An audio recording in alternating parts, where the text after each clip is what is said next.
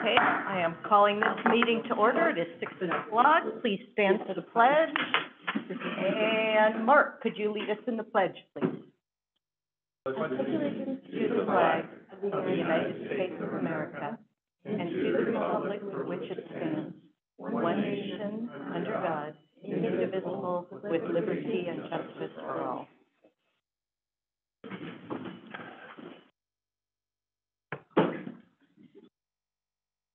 Okay, so I am making the assumption that everybody saw the minutes for the last meeting, which was a month ago. Yeah, it's been a while, so we had a little break. Are there any corrections or questions to the minutes? If not, is somebody comfortable making a motion to approve the minutes? So I'll make a motion, we approve the minutes. Thank you, Will. Is there a second? I would like to second that. Thank you, Mark. Keep forgetting to turn on my microphone. So it's been moved and seconded. All in favor of approving the minutes from the December meeting, please say aye. Aye. Aye. Any opposed? Motion passed unanimously.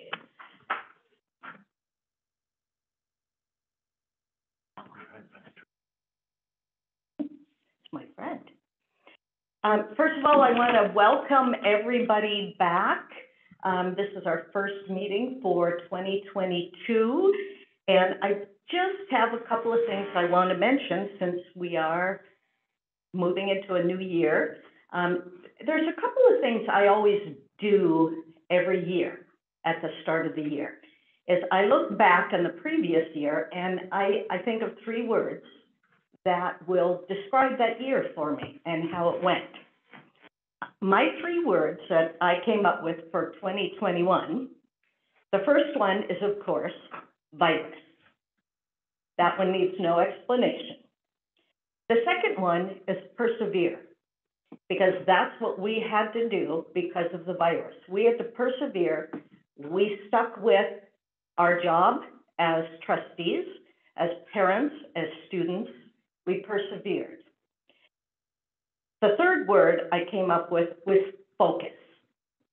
And I know this was really important to me because I wanted to focus on positive things. It was really easy to get kind of down in the dirt a little bit, but focusing on the positive was really important for us last year. Focus on the positive, important things. This year, I always pick a new word to think about all year. And this year, I had to kind of think about this a little bit because this is outside of my box. But I have imagine as my word to keep in the back of my mind. I'll put it on a bumper sticker on the t-shirt. But imagine, because I want to imagine education for the student's future. I want to imagine our community working together for the student's future. And I want to imagine my personal role in that future. So imagine is my word for this year. And I encourage the rest of the trustees and our audience, think about a word that you're going to think about for this year. It's kind of interesting, an interesting thing to do. But the thing I'm keeping in mind that I'm going to imagine is that some of our most itchy problems that we have, like we had last year, some of them give us the greatest opportunities, the most powerful opportunities. And that's what I want to imagine moving into this year. Okay. So that's my welcome back this year's speech. Welcome back, Corrigan. Okay, next we have student reports. And first off, we have Tucker Lake from the Kalispell Middle School. Tucker, welcome.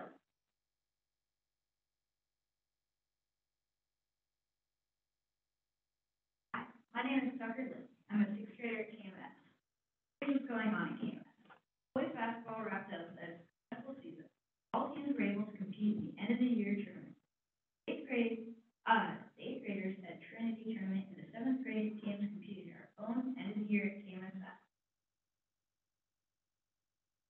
basketball started yesterday for the summer. We usually have 5 or 6 teams for each.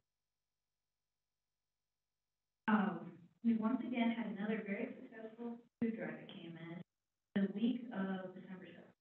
We collected more than 3,947 food items, and this included 57 turkeys, 19 hams, and 30 bags of potatoes.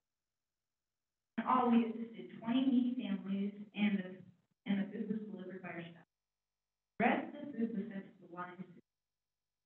This food drive is one of the many community service projects that our students now have the opportunity to participate in during the school year. The 16th annual KMS Talent Show is tomorrow, Wednesday, January 12th, at the cafeteria. To be a great time.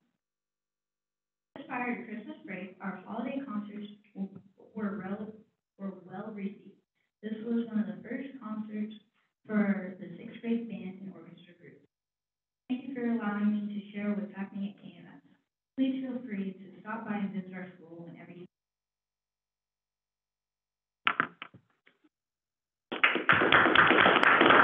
Thank you, Tucker.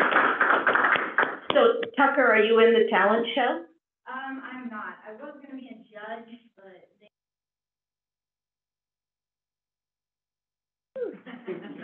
Okay. What about the play?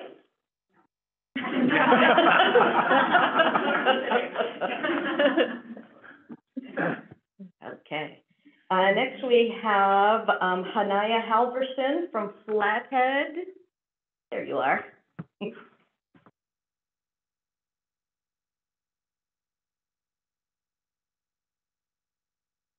All right, hello everyone. Happy New Year. So at Flathead we have 7 days left until the end of our semester. So finals will be next week, as we have a 4-day week next week. And then right before winter break, we had our food drive where we collected 6,482 food items for December. And that's more than Glacier and KMS combined. So we were pretty proud of our second period classes who came together and rallied up all that food. And then we also did this angel tree thing outside in the hallways where we collected 200 gifts for local children and students right here at Flathead. And then the gifts were all distributed before Christmas. And then we also did Motivation Foundation, where this committee spreads good cheer and happiness in our school. So we gave out hot chocolate during lunch in December, and then we also had candy canes and holiday music to add to the positive vibe. And then we also did a holiday send-off assembly the day before winter break started, where we tried something new, and it was pretty short and quick, 7th period, but it was fun. Students, we had class competitions, like a relay race, and we also announced the ugly sweater winner. And then the teachers also, we announced the winners of the trivia contest that we've been having for staff. And then now winter activities have started, and our girls basketball team is undefeated so far, and our boys and girls wrestling team competed last weekend in a regional tournament where we competed against wrestlers from other states. And both the boys and the girls took the first place win, so that was pretty epic. And then our pep band is also in full swing now as well. Do you guys have any questions? So I'm kind of wondering about the food drive. Was there a day where students would be coming through the doors carrying turkeys and bags of potatoes?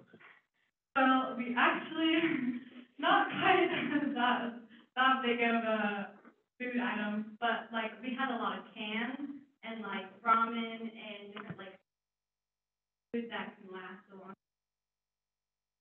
Not like a turkey or anything, but there was a group of a couple guys that had gone out and bought like $300 worth of like cans, brought like, I think it was like 2 shopping carts full just to the brim of just all this food, and yeah, so that was question. Yes. Do you know which teacher won the trivia contest? It was. Yes, science teacher. Yeah. That's who you said was wanting it. Yeah. Yeah. Yeah, and he feared. Yeah. I don't think HR had any of those pictures. We need to get the pictures. All right. Any other questions? Great. Thank you. Have a Great. good evening. Thank you, Hanaya. Thank you.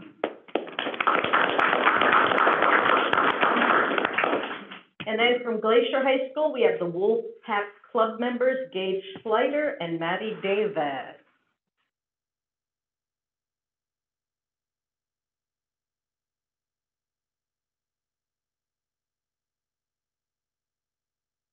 Alrighty, so I'm gonna say a few words, and then Maddie is, and then it's okay if I come and hand out a paper each one. Yes. Alright, so for me to introduce myself, my name is Gage Slider. I am a junior at Glacier High School. I play football and I run track, and I'm involved in many other activities, including. My name is Maddie Davis. I'm a sophomore at Glacier High School. I play football as well as running track in the spring. I'm involved in activities such as Student Council, National Honor Society. And then a little bit about what Wolfpack Club is. At Glacier High School, it is our intention to develop a club that teaches leadership skills, as well as serving in our school and community. We also intend to provide our students with a wide variety of opportunities and messages about leadership as well as citizenship. And on average, there are about 60 to 80 students in the Wolfpack Club, and the meetings for the Wolfpack Club is for both early and late lunch, once a month. And at these lunches and meetings, we have to complete an individual service project and or lead the campus cleanup effort before graduation. And this looks like planting flowers at each entrance to the school and making sure everything looks great for graduation ceremony. And finally, at Wolfpack Club, we strive to become better individually and hope that improves our teams and ultimately our community. So some of the examples of our previously discussed topics include the unelected captain, positive team building, servant leadership, goal setting, and desirable qualities of a leader.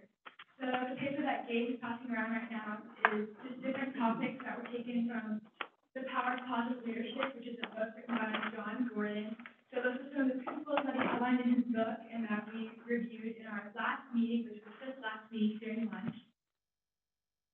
Specific titles from our meeting include the 1% rule, positive leaders care, and communication builds trust. So, for example, we're talking about how communication builds trust. We learned about how to invest in our relationships as well as caring and communicating with people around us. So all of these skills that, not only the one that I just described, but also the ones on your sheet, help strengthen relationships with others to help improve our leadership. Kind of wraps up what we were coming in to talk about, so if you guys have any questions, would be.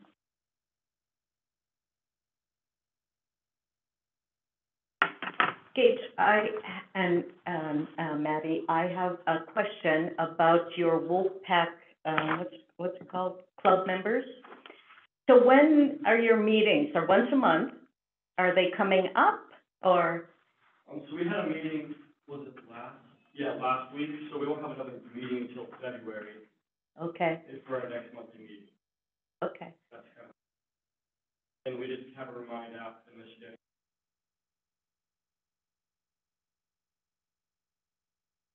Okay. Do you ever have guest speakers? I mean, sometimes Mr. Labor comes in, and that's pretty. Other than that, we have not had it. Okay. And did you help put up Christmas lights at the Conrad Mansion this year? Yes, I did. I thought you did. Nice. Thank you. Hey, Gage has a question. What's the Chick-fil-A leadership club? Oh, so that's a different leadership club, Mr. Stanfield, he runs. Pretty similar to Wolfpack Club, actually, but Xavier's in it with. It's kind of a similar thing, but it's Okay. So I guess for just a tiny bit of clarification, the thing you handed us out, this is straight out of the book, or this is more like put together specifically for the club? Those are just put together specifically from the club. They're kind of like ideas based off the book, like expressed in the book. And so like, that was a handout that Mr. Denny gave to us, and then we like reviewed them. Any other questions? Thank you. Thank you. Thank you.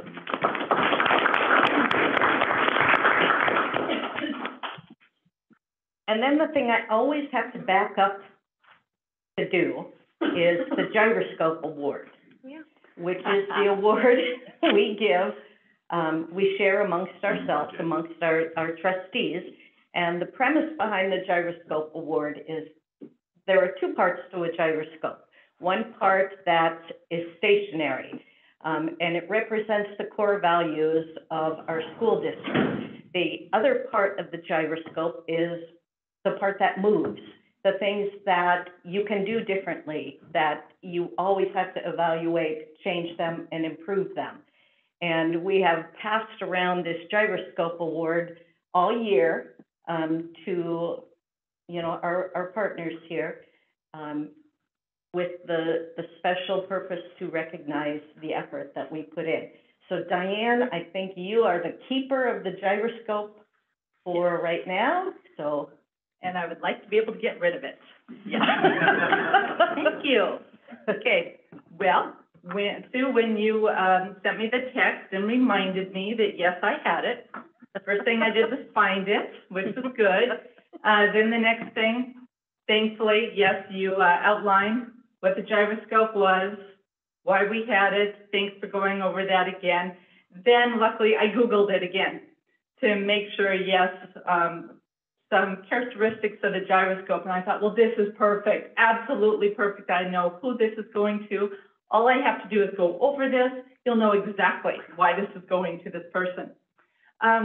Perplexing behavior, but special qualities. Which board member am I talking about?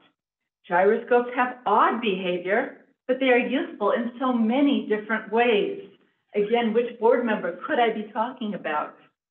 At first glance, gyroscopes may seem strange, but they show themselves to be completely invaluable. I first learned how invaluable this board member was my very first, I think, 2 weeks in, when he invited me to study line by line the district budget. This was my first summer in, because learning the budget line by line was a method to understand how we could affect change for every single student in our district. And I'm glad he invited me how to do that, because how else would we know how important every single decision we make is. So thank you for doing that. I appreciate his voice of experience when he shares with every single decision we make here in this district. I definitely do not always agree with what he has to say, but he raises points, and they're salient points that I wouldn't always think of. So thank you for doing that. His attention to detail is a treasure on this board that I don't think is always valued as much as it should be. It is so important. I know that he will never show up to a meeting unprepared. He might show up 3 minutes late, but he will never show up unprepared. And I can safely speak for this entire room to say that we have missed this board member more than we can ever say, and we are so thankful you are back to help lead School District 5. So this gyroscope goes down to Jack, where it rightfully belongs right now.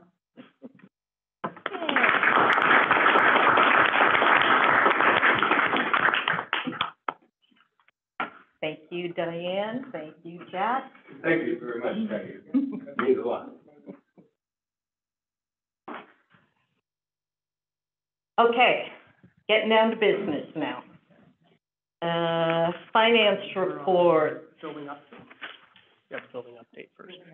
Oh, sorry. Building update. Bill's not getting off that easy. That's why Bill's here. I thought he just wanted to come visit with us.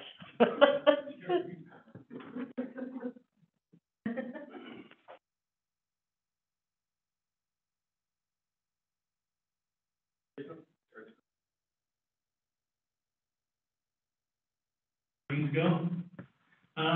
Good evening, everybody. Good to see everybody here tonight. This is the Russell Elementary building update. You know, when this comes out every year, you always wonder as a principal, what can I talk about this year? What might be a little bit different? What haven't these guys seen before? And little did Beth know that when I sent the email out to the staff saying that it was our month, is there any interesting topics that you have out there that we could share? The first staff member to respond was the one that was gonna have to show up to the board meeting with me. So here, oh, that's not true, you were one of two. So Beth is with me, and Kara Devereaux, these are our, early kindergarten teachers. As you can see from the first slide, these are things that you guys have seen before. It talks about social emotional skills. It is a school district goal, it is goals in our building, and I thought it would be a good idea to show you what does the foundational part of teaching kids social emotional skills look like. I don't know what the signal is for Callie, but the next, it's right here, the next slide. And just scroll. Please. Oh, it's a scroll. Oh.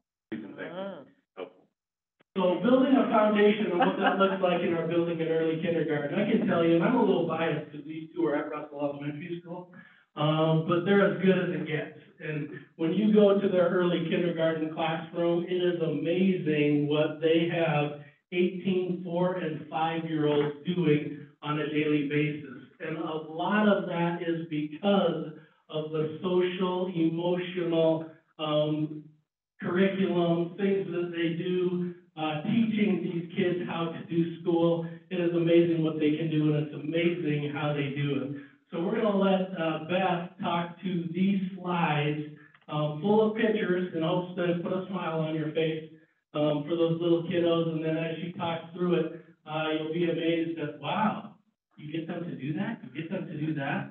And certainly we'll take some questions when it's over. All right. Thank you so much for having myself and Kara, my amazing co-teacher. So, first of all, when I'm teaching social emotional learning, I want you guys to know that I am using our Montana State Learning Standards, and that's a core process that I use, that we use in our classroom. So I distilled this down to kind of 4 little columns that we're going to talk about, and our first is going to be zones and feelings. So all of my social emotional teaching and all of our academic teaching is done through whole group, small group, one-on-one interventions, and also through their play. We are play-based, and so we are big believers in play because that's really been the development of them taking the knowledge that we are teaching them and then actually using the knowledge. And so it's really beautiful to see. So if any of you want to see play, please come and join Kara and I. We have a really good time, and it's a lot of fun. Okay, so anyway, so talking about zones and feelings, the first thing I do is I start with an introductory book. I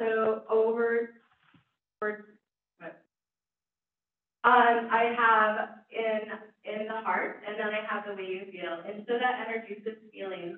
The next thing that I do is, if you look down where it says happy, mad, and angry, we start talking about feelings and then what our bodies look like, what our bodies feel like, and start attaching feeling words to that. Then we create a feeling wall. This is similar to a vocabulary wall in our classroom. The next thing that we jump to is what zone you're in. And so we're going to start talking about red, green, yellow, and red, or red, green, yellow, and blue, I'm sorry. And attaching the feeling to that, right? So it doesn't mean something to kids if you just say the blue zone. They need to be able to know what feeling that looks like when you're in the blue zone. So we started identifying that in whole group and small group. And then the middle slide next to the red zone, you can see a whiteboard that my students do where they check in about their feelings. And they choose if they're in the green zone, yellow zone, red zone, or blue zone. And then from there, that gives Kara and I an opportunity to get a quick assessment first thing in the morning about where our classroom is in their emotional state. And then we start asking students to tell us, so I'll select a few kids in the morning meeting and say, okay, Reese, I see that you're in the blue zone. I need you to tell me what feeling you have in the blue zone, and I need you to communicate why you have that feeling. We're really starting to develop that language and the communication baseline for that.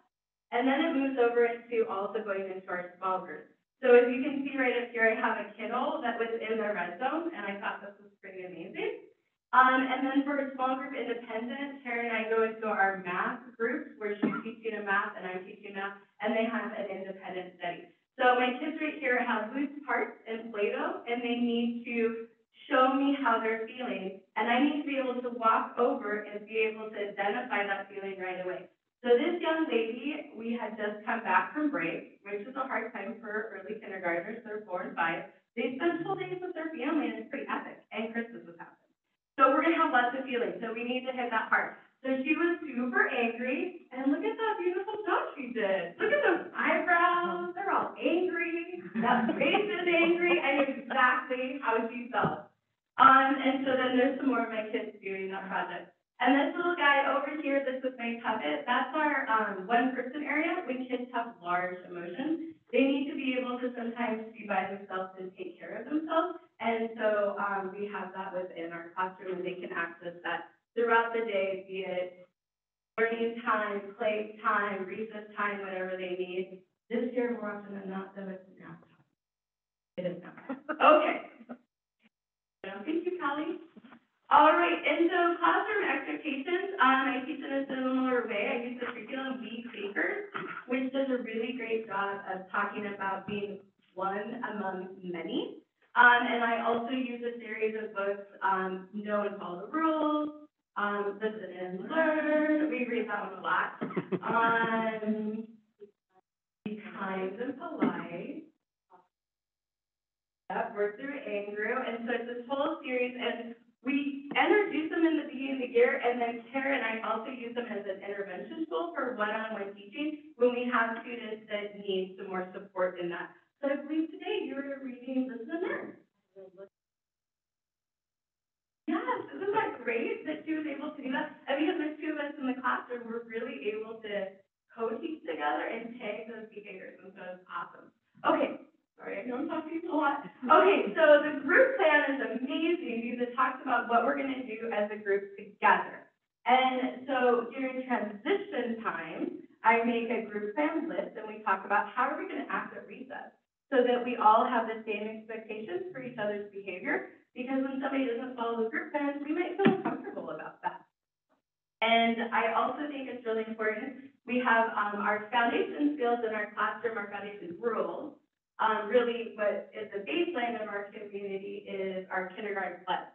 And that is that we are going to listen to our students are expected to listen to us, and they're expected to listen to each other. And then they're expected to be gentle with themselves. They're expected to be gentle with each other, and they're expected to be gentle with our classroom and learning materials and all of Russell and our playground. So we do our kindergarten pledge every morning. And then I really think it's important that the kids understand what they can expect from me and Kara, and what they can and what I can expect for them. So we do, towards the beginning of the year, we use this all year long, is our teachers' jobs and our students' jobs. And what does that look like? And then we talk about it. The 2 slides of the pictures of my students, of our students, Kara and I used to talk about, like, look at this amazing behavior. Look at these, look at you guys, you know how to be in line. Aren't you beautiful? You're looking forward, you're looking at teacher Tara, you know exactly what you should do. And so we use that a lot of times before we go and do something, and especially in the beginning of the year.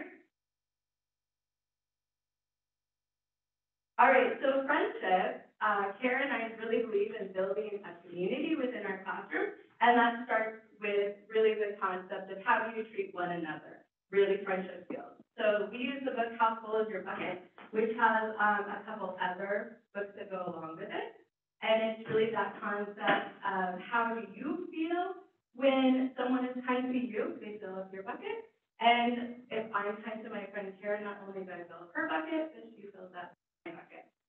If I'm mean to Kara, not only am I emptying her bucket, but she's emptying. So that's kind of the baseline we use. So once we introduce the concept, we create our own classroom We Can Be Bucket Filler book. We also have our EK duckies, because we call them our duckies. Our EK duckies fill each other's buckets, and we highlight different things that they do throughout the week or 2 weeks. We fill up all of our buckets, and then we review it, and then we erase it, we go back. It could be individual students, it could be kids solving peer problems, or it could be the other day they were just super amazing when I needed to get a kid ready, and I was like, I need you guys to go to your journals and then go help the students. And they did it, they were so awesome. Okay, and so when we came back from break, Tara read How Full Is Your Bucket to remind them of our classroom culture, and then they also wrote how they're gonna be bucket fillers. We believe in doing community building things, and so we have our thankful party. That was of course around Thanksgiving. And they brought in fruit, and we made a fruit salad, and we shared it together, and we talked about being thankful for what happens in our classroom and at home.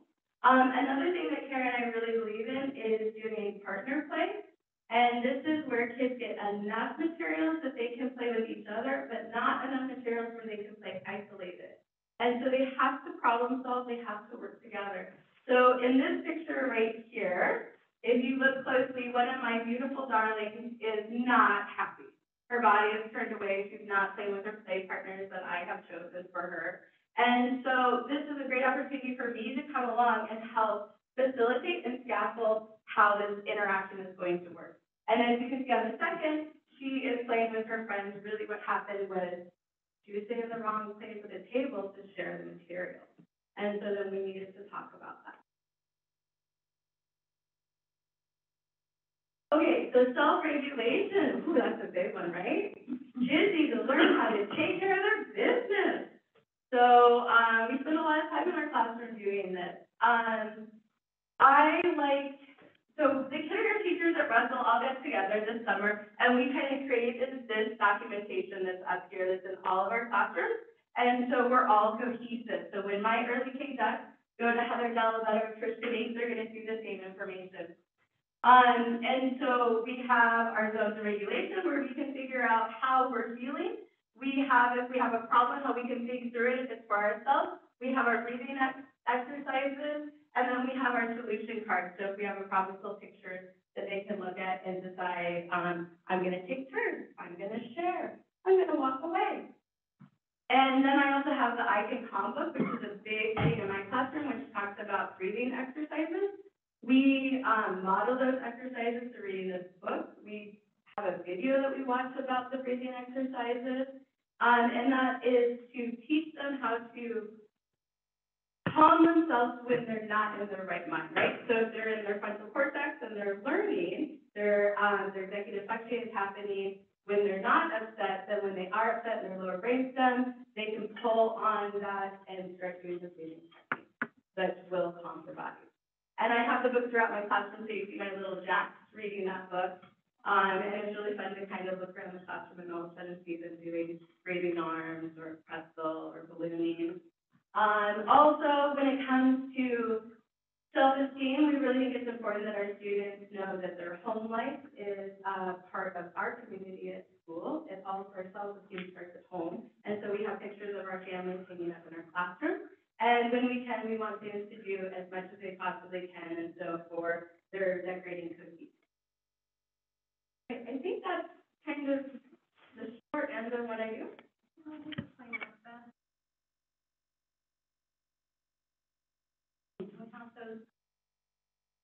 Oh, yeah. So that way they don't have to.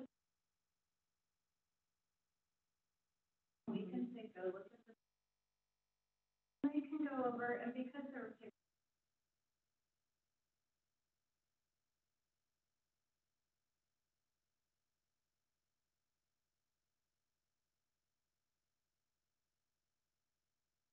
Sometimes they still need. Just go straight up.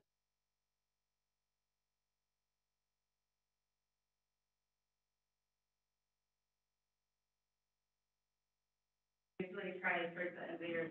They have to try this to solve the problem prior to coming to that. Questions?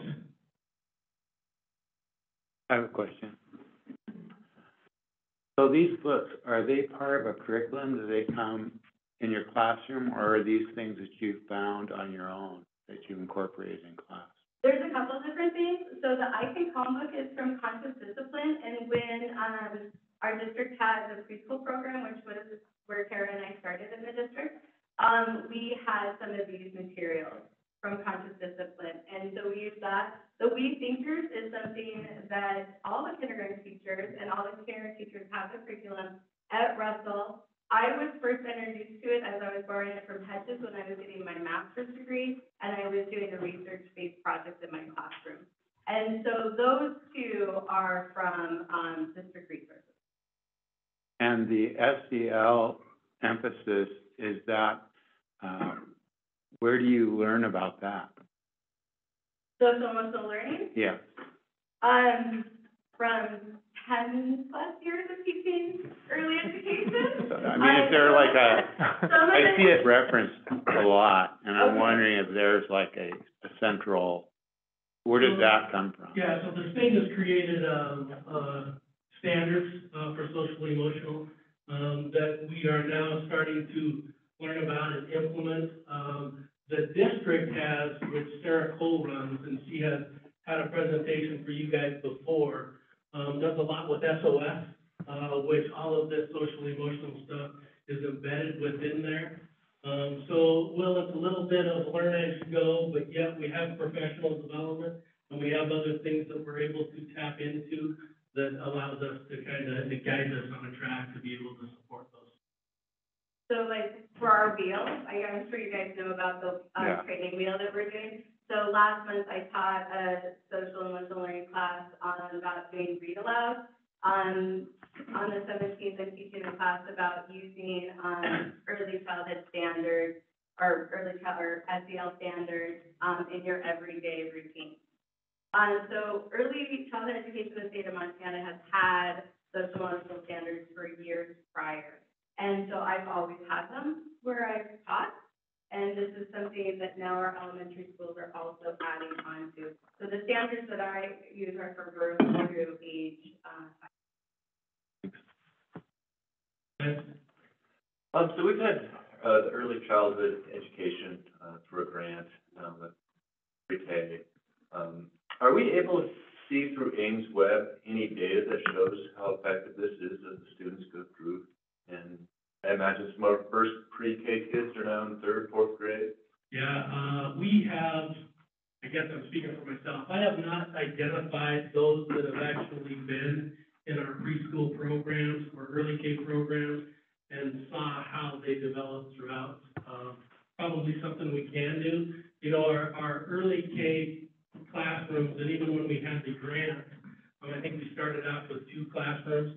Those kids go to a certain location, but then when they're in kindergarten, they go back to their neighborhood schools. And I have never tracked the data in that way. Probably something we can do and would be beneficial to see. I can tell you through experience that the kids that certainly go through early kindergarten or went through the preschool part when it was a grant are far more equipped to handle kindergarten when they're there than if they didn't have it. Yes, could you talk to the board about your communication to parents and how you have real-time assessment with parents? It's truly fascinating. Okay. Thank you. So I use Csvt. I'm a big proponent of that. And so Callie saw that when she came to my insurance class last year. We were so blessed to have her for the day. It was really fun. And Callie happened to come in when I was doing my assessments. And so I do all of my assessments in real time in Csvt. So basically, my students that literacy assessment, math assessment, fine motor I can't, or well, I kind of do, and then writing I do too. And so I actually record myself on the iPad with the student. So if Kara and I were sitting together, I would have my iPad next to us, and if I was doing literacy, I'm recording the audio, thank you, audio, and so they could hear my interactions with their child and then their child's interactions. And then as soon as I hit send, then the parent has access to it. In addition to doing that, I also do, goal writing with my students. And so my students and I meet, and we do it via video on my iPad, and it's again through Csvt. And so then my parents hear it, and so I'll ask them, you know, say, okay, well, this is kind of the data that I got from you for literacy. You know, I'm thinking your goal should be, maybe you should know 26 all uppercase letters and all lowercase letters. What do you think about that? And when they're not playing with their hair, because they're 4 or 5, or oh yeah, like my screen has dots. I have one student trying to eat the dots on the screen. I had to explain that to the parents because they did not see the dots that I saw. So anyway, then you know, the parents can see that, and so it's really a powerful tool. A couple of years ago, Bill Solomon said when he was doing evaluation with me, he's like, you need to make sure that you're telling your students why. And so I really took that to heart, and that started this whole process of the kids being a part. And then also, of course, the parents being a part of the assessment process and also the day-to-day learning. So Kara and I often will record our small groups, and then the parents will see me teaching math, or we'll see Kara teaching literacy, or sometimes they'll see us going through a problem solving. We really big on if our students have a problem, that then we discuss it. We identify the problem and we find the solution. So the parents see that process, and also they see photos of what's happening with their kids. When I have students that are absent, we always send a wish you well video. So all of the kids are sitting around and they're telling their friends that they miss them. And then it goes straight home to the parents. So it's this amazing communication tool, and I love Csvt. So thank you for buying it for us.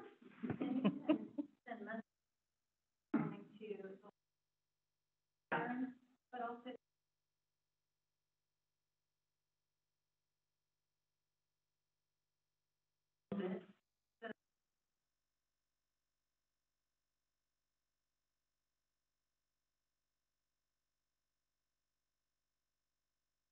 that way they can see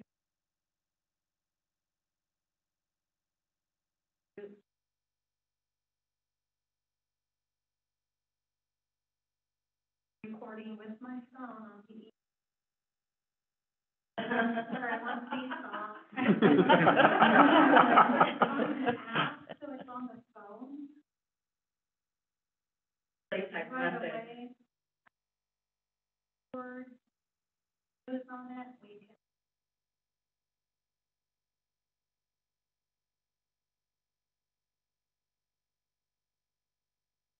The beginning of the year, a lot of.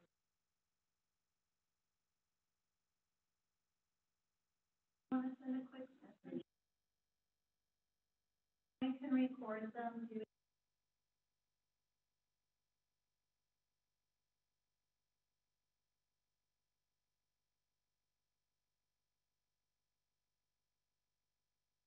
Yeah, definitely. Yeah, and we have some really amazing, I just have to give a shout out to the specialist at Russell, who years ago decided to take preschool. You were like, hey, you want to do preschool? They were like, let's do it. And they do an awesome job with 4 and 5-year-olds. So I just have to shout out to the specialist at Russell. Amazing job.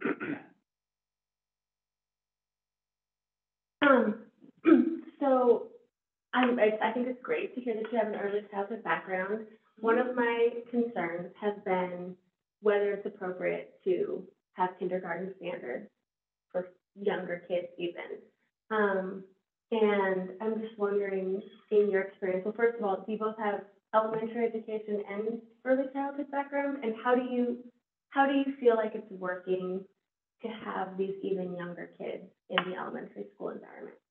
Okay, so I think, I'll tell you a little bit about my background. I have a bachelor's degree in elementary education, and I have a master's degree in early childhood education, master's in, early childhood curriculum instruction. So I also have a P3 license, so I am certified in our state to teach. And so also although I have taught like this a little upper grade, basically my whole career has been with birth through age 5. And so I teach the early childhood language, before I was lucky enough to get a job childhood. I was in the private sector working there. Karen comes from the Head Start background, and so we both are pretty immersed in early childhood education. She's also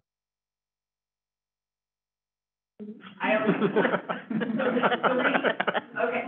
So I totally know where you're coming from, because I know that people that love early childhood are sometimes concerned about what's happening. We very much are play-based. I think if you walk into my, you're going to see the play that happens. Bill has also been super amazing about us talking about what looks like for kindergarten and what looks like for early K. And so I use their Montana Early Learning Standards. There's 17 key indicators. And so they're coming from the Montana Early Childhood Standards, not the kindergarten standards. What we did do when we started early K, when we moved from preschool to early K, is myself, and I think Tara was there, and the kindergarten teachers got together, and we did a continuum of looking at kindergarten standards and early childhood standards. And so we really focus on going from emergent learning to then mastery. And it's also very much at the student level. So I have some students that are almost reading right now, and I very much have some students that maybe only know 8 uppercase and 8 lowercase letters. And so then how I treat them is very differently, and what Tara and I do with them is very different. That helps? That's good. That's okay. Those are all the good. And I invite you to come to my class. And I would say, Ursula, please remember that what kindergarten work they do as far as academic goes, they're doing a trimester's work of kindergarten stuff the entire year. Where the kindergartners are gonna do 3 trimesters and build on a lot of stuff. And they take their kids as they tell them, the ones that can flourish and go. The ones that don't, they're just getting them to learn how to do school and learn to play with each other, so when they do get to kindergarten, they'll be as successful as they can. And then feel free to come in my class. Honestly, everybody's always welcome. It's an open door policy. Yeah. Speaking of open door policy, last year when I was doing my grade level touring, I happened to spend full days in their classroom. And I have not forgotten those days, and I don't think I ever will. Those 2 women are in that top echelon of outstanding educators. And there is something incredibly unique that goes on in that class with those students. And their personalities play off each other, and they are taking care of those students. Like, I don't even know how to describe it. If my schedule allowed, I'd be over there like all the time watching those 2 women in that classroom. You really do need to pop in and wear clothing where you can sit on the floor and cross your legs and be a part of what they do. And you guys have no idea how special you are. You really are. In that top group. Thank you guys. That means a lot. I thank you for your service. We love what we do. We talk about how blessed we are.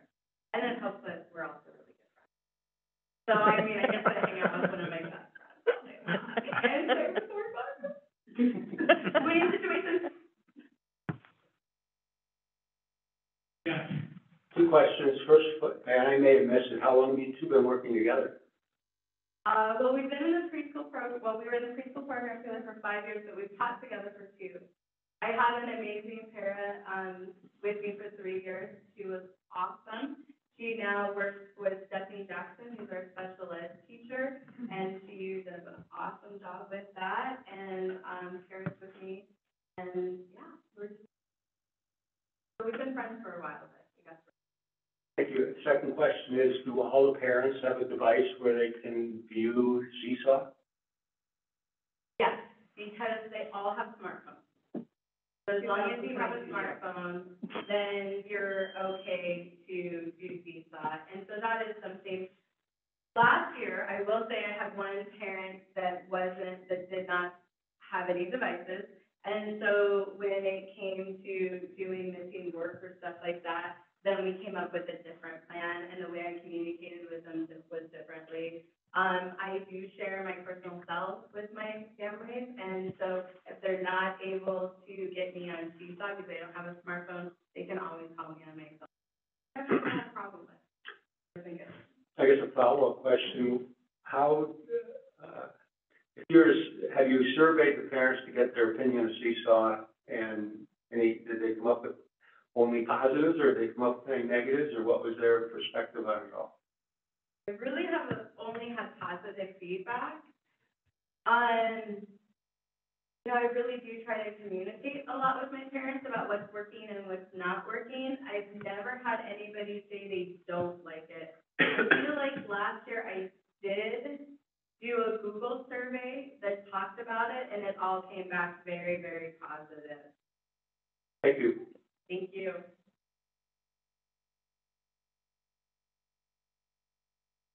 No other questions, comments? I just have one. Do they get better at identifying their emotions? Yeah. So, they may think it's math, but really it's sad.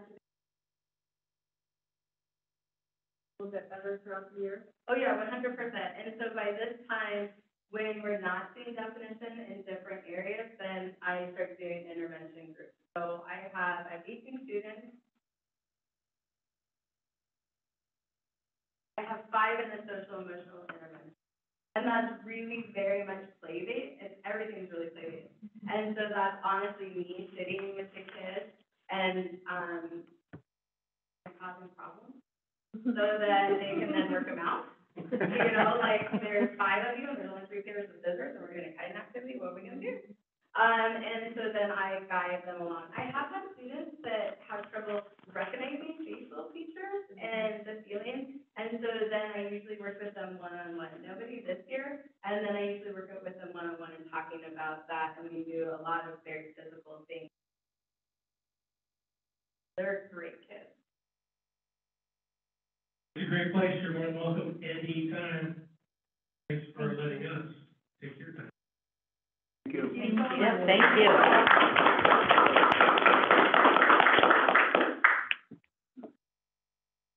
Okay, now I think I found my way on the agenda, right place. We're at the financial reports. Micah, are you taking this? Yes, for the last time. So in front of us, we have our elementary financial report, and the next page has our high school financial report. I think what I want to draw your attention to in that green bar at the top is the what's happened so far year to date and what remained. So we're just about halfway through the school year, and we have expended 41.7% of our budget, and we have about 58% remaining. And then on the far right column, what you see is revenues, and you see the dollar amounts for those, and then you see percentages next to them. And overall, we're about 38% of collected revenues. It's just right down at the bottom there. Yep. Oh, that first bold red line. Yep. And so we're right where we were last year at this time. We went back and compared, and those are our revenues that we collect from taxes. So periodically throughout the year, we get some reimbursements and tax collections. And as those come in, they start to actually fill up the budget, and then we're able to expend from those. So everything looks good up to this point. We haven't overspent anything, and we're, I would say, right on track. Any questions on the monthly budget report? I'll just follow up. The 37% collection rate, some people could be alarming, but that's only because it's through November and not December. So December entries have not been entered, and when you get December, then you'll see at least 50% collections, and then the other 50% comes in the second half of May and first half of June. So, no, it's not a concern to see that only 37% of collections have occurred. And we also keep healthy reserves. We fill our reserves to the maximum so that if we ever were in a particular category running short, we have those backup reserves, and then we can replenish those once the revenues come in.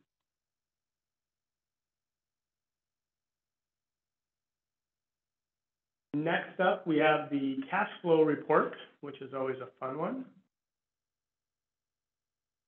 And you either see numbers in black or you see them in red, and you can see that we had some red numbers in there. Part of that comes back to the collections that we have and some disbursements.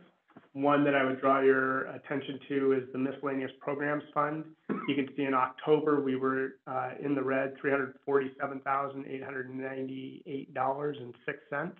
But then in November you can see we're back up at $708,000. Part of that is those expenditures that we're experiencing that are related to ESSER or ARP funding. Those, whenever we expend those funds, we pay for it out of the Miscellaneous Program Fund, and then we ask for a reimbursement from the state for those federal dollars. So sometimes there's a little bit of a narrative like schools aren't spending the money, you know, all this federal money's coming in. That is not an accurate narrative. We are spending the money. It's just a matter of going through the process to ask for reimbursement, noting that we have to spend those funds in particular categories to prevent, prepare, and respond to COVID. So it's just a transfer of funds and a cash flow issue, but everything's sitting pretty good there. Internal service is our print shop, and that is something that we right size twice a year. So we accrue those expenses, and then we bill back to the individual buildings, and they pay for those funds out of their block grant. And the self-insurance fund, I think you'll notice in August it was negative $1.7 million, and in November it was 1.1. And we'll get into the insurance financials here in just a minute, and we're seeing some really positive stuff there. Any questions on the cash flow?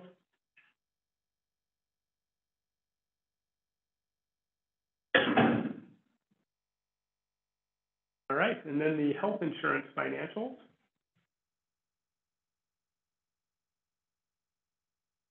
So keeping in mind that we keep these dollars at the county treasurer in Fund 178, and you can see right now it has a negative balance of $1.1 million. But we also have funds that we put into First Interstate Bank, and those are funds that we use to pay claims on a monthly basis. So as people are using their health insurance for a doctor's appointment or dental appointment or whatever, we're always able to go back and pay those claims as they come in.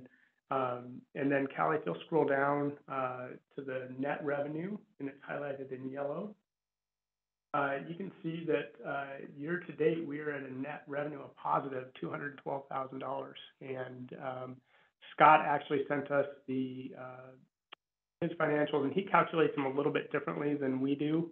And Jack and I are actually going to have a meeting with him next Thursday to talk about the differences and trying to reconcile those numbers. But it was almost $500,000 to the good through the end of December. So looking great there. Any questions on those? Anything to add, Jack? No, when the county finance, they typically are responsible for about $100 million on a daily basis as their cash balance. When we have somebody, an entity like a school district or other entities that have their money there, they will first look at consolidated balances of that entity, both on a daily and a monthly basis, to see if there is anything to be alarmed with. So that even though we may have $1 million in the red, when you look at our consolidated balances there, we have $10 or $20 million to the positive. So they have limited, they don't have any concerns about it. They're just concerned about what it looks like on June 30th. As long as they know on June 30th that everything becomes positive, then they don't bat an eye at it. And what they look at there is the patterns or the historical consistency of it. And there may be only 2 or 3 entities in the county that they get alarmed about, and they track those closely. The rest of the entities, we're talking about all of it, whether it's school districts or special districts that might exist. And so they're, as far as KPS or any of the other school districts, they're not alarmed when there's a negative balance because they look at the consolidated balances of all the accounts. Thanks. And then the last is the food service financial report. And again, these are through November. We didn't have the updated balances for December at the time that these were put together. We also missed a month of board meeting. So typically we would see December in January and so on. But I think bottom line on food service, last time we talked about these, we were in the negative, and we are currently sitting at 179,556 good. Again, waiting for reimbursements from state or federal sources to combat that. So we're doing great. Last year we were at the same time we were $22,000 in the hole, and this year we're 179,000 to the good. We're healthy there.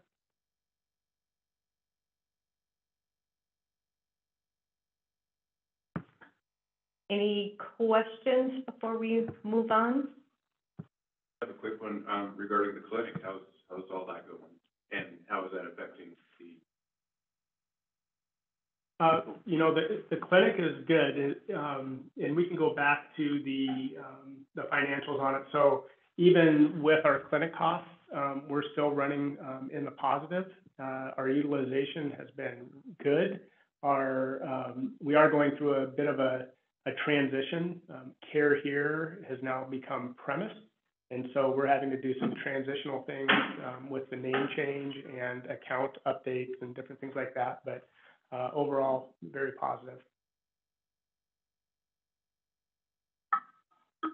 The usage is running in the 70 to 75%, which is cost effective. And just going back to the 210,000, that takes into account the fact that the clinic costs money.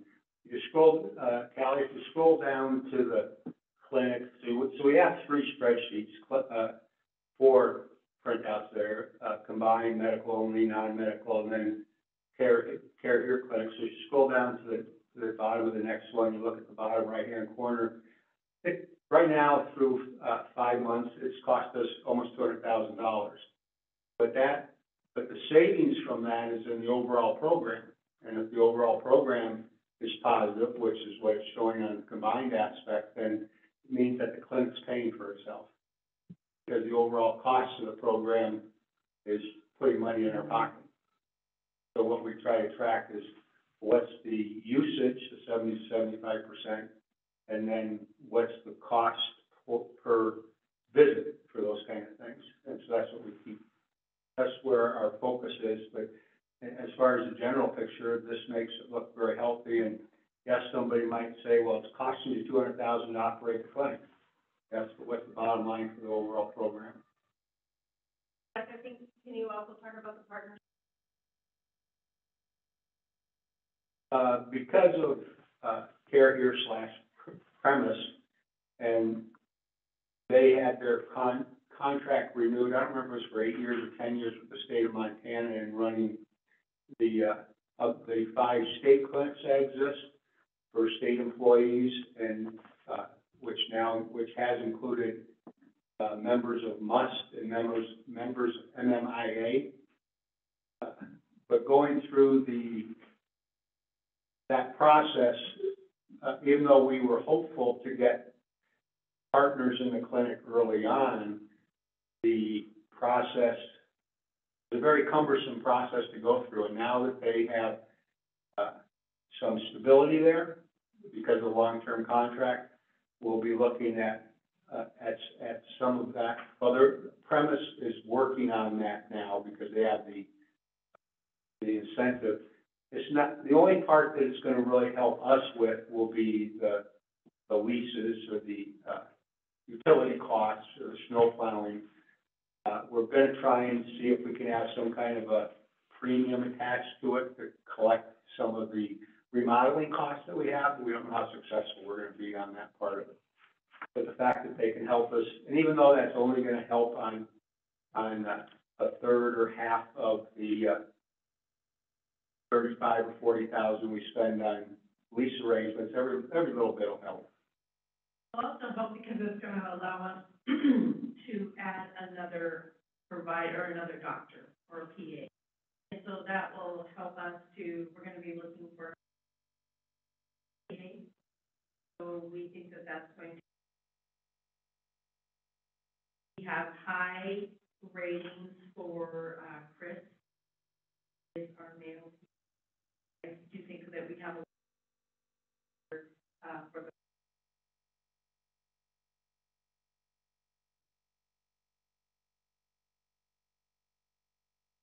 when the other partners come on, it's gonna double the, spots that people can make appointments for, but you're also gonna have twice as many people vying for those spots. So it'll be interesting to see how that, it'll be good in the long run, because the popularity of it and the additional, staff is gonna be very, very good. But it'll double the simple way, double the hours that it's open and make more things, more time slots available. And those are monitored closely to see how they need to be expanded, to see what's the, premise studies those hours closely all the time to see where the competitive hours are that everybody's wanting to see what they can do to satisfy those needs. So they're very tuned into those kind of aspects of it.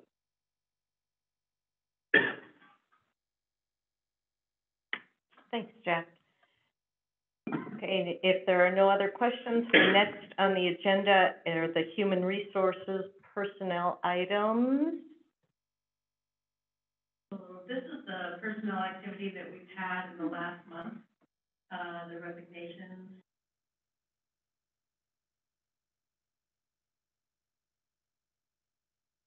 The activity. I want to make a quick comment to let you know that we are having a lot of resignations, mostly in our custodial unit, and it's not our tenured custodians, it's our brand new custodians. We will bring them on, and within just the initial weeks, they tend to resign. Most of them are resigning without notice, and so we're not getting a lot of feedback. We're trying to get some feedback. I was able to get a hold of an employee today. Their final check, and they called me back. And then I asked them why they, why they left, and they just said that they had some challenges with the hours. We're just trying to maintaining, it is within those first. We are doing a report on that, and we'll be able to provide.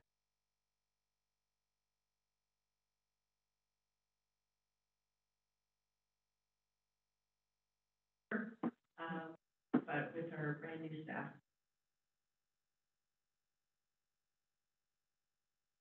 How's the student custodial program working out? They're doing good. Still really popular. And is there any kind of turnover concerns there, or is there any way to expand it if it's going that well? We've had turnover with our students, but it's not necessarily anything that's new. It's just kind of the student population, but not anything that's new and not any increase in turnover. And whenever we have a student quit, we're able to backfill that pretty quickly. We haven't talked about expanding the numbers of students. They don't know if that would be long-term. Thank you. Any other questions? And this is an action item, so I will ask for any public comment. Anybody has a comment to make? Okay, seeing none, is there a motion? Do I move we approve the personal? Thank you, Scott. Is there a second? Second. Thanks, Diane. It's been moved and seconded. All in favor, please say aye. Aye. Aye. Any opposed? Rebecca, how do you vote? Aye. Thank you. Motion passed unanimously. Next on the agenda is the Superintendent Evaluation. This, I believe, is just an information item. Yeah, okay. So we wanted to talk to you at that time of year again. Are you excited? I know Mike is. Yes. Mike is Mike is excited. excited. So, we wanted to talk to you briefly about the tool, the evaluation tool, and then we will get into the timeline. And I don't know, do you have the ability to pull up the tool or not? It's in a Word doc format. Is it a Word doc? Yep. Okay. Yep. So I just want to briefly go over, the evaluation tool for you. Again, I think most of you have actually used this tool, if not once, many times before. Have you all used the tool before? We do have a couple new people. Yeah. All right. So it's actually a very user-friendly tool. I send it out as a Google form, and so you actually complete it like a survey or a form. So it's a very user-friendly tool. And it's a comprehensive tool. We've actually found it to be real successful. I know that the superintendent finds it to be very useful to gather information and feedback. It actually provides Micah 7 areas or 7 categories of feedback that he receives. There are 7 standards. The first standard is leadership and district culture. That talks about the performance of leadership throughout empowering others, envisioning, helping shape the school culture and climate, and understanding multicultural and ethnic. Standard 2 is policy and governance. Standard 3 is communication and community relations. Standard 4 is organizational management. Standard 5 is instructional leadership. Standard 6 is human resource management, and that is not just keeping me and managing me, that actually has the whole district. Standard 7 is values, ethics, and leadership. And what I like to do is kind of give you... There are 8 standards. Oh, 8 standards, I missed it, and then... Labor relations is the 8th one. 8th one? Labor relations. Oh, and labor relations, yeah. Yours is, It's okay. he gives it to me, so I know. Yes, and labor relations. What I recommend, to kind of, this has been a big year, as every year is, to kind of recommend, remember what we've done this past year, is to go through past, board, agendas, go through past committee agendas to kind of remember everything that we have done this past year. I am a resource on how to handle the tools, how to work through the tool. I am not a resource to talk about content. Sue is the resource to talk about content. And also, when you're looking at this evaluation, in order to score on the overall ratings, you have distinguished, proficient, developing, and unsatisfactory. So those are the 4 areas you're going to be looking at. And so, again, what I would recommend you do is look through the whole year, what we've gone through, how Micah has led us through this year, and all of the different challenges that we have had. And then if you have any questions on how you want to bring this up, or the different areas that you would like to talk about, Sue and all the other veteran board members on this committee would be a good resource for you to work through. Sue, do you have any additional questions or comments on this? It's been really helpful for me in the past just to go through, especially the agendas. You see, I take notes on these, but it just jogs my memory on the things that we've done. And it helps me to, make a more detailed evaluation. And Heather, I think you might be the only one who hasn't done this? Will, you I've did this done. last year, yeah. So if you have any questions, yeah, please call. It looks daunting, but once you get started with it, it goes pretty smoothly and pretty quickly.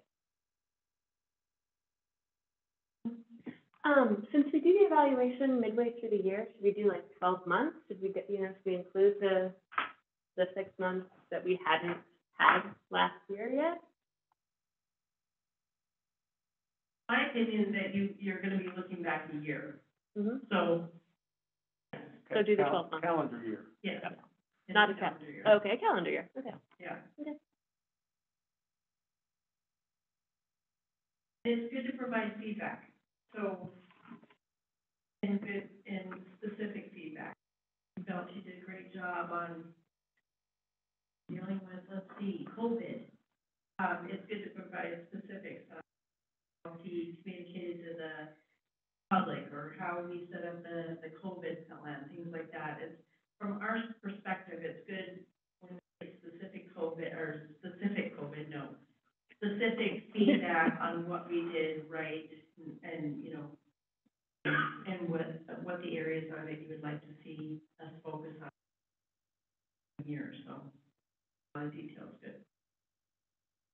And then if you can pull up the timeline, tomorrow I'm gonna send an email out that has the feedback form. The evaluation does take a while. I would say, all in all, and you can do the form, you can do parts of the form, and then you can stop and then return to it, and it will keep the information. Sorry about losing the data.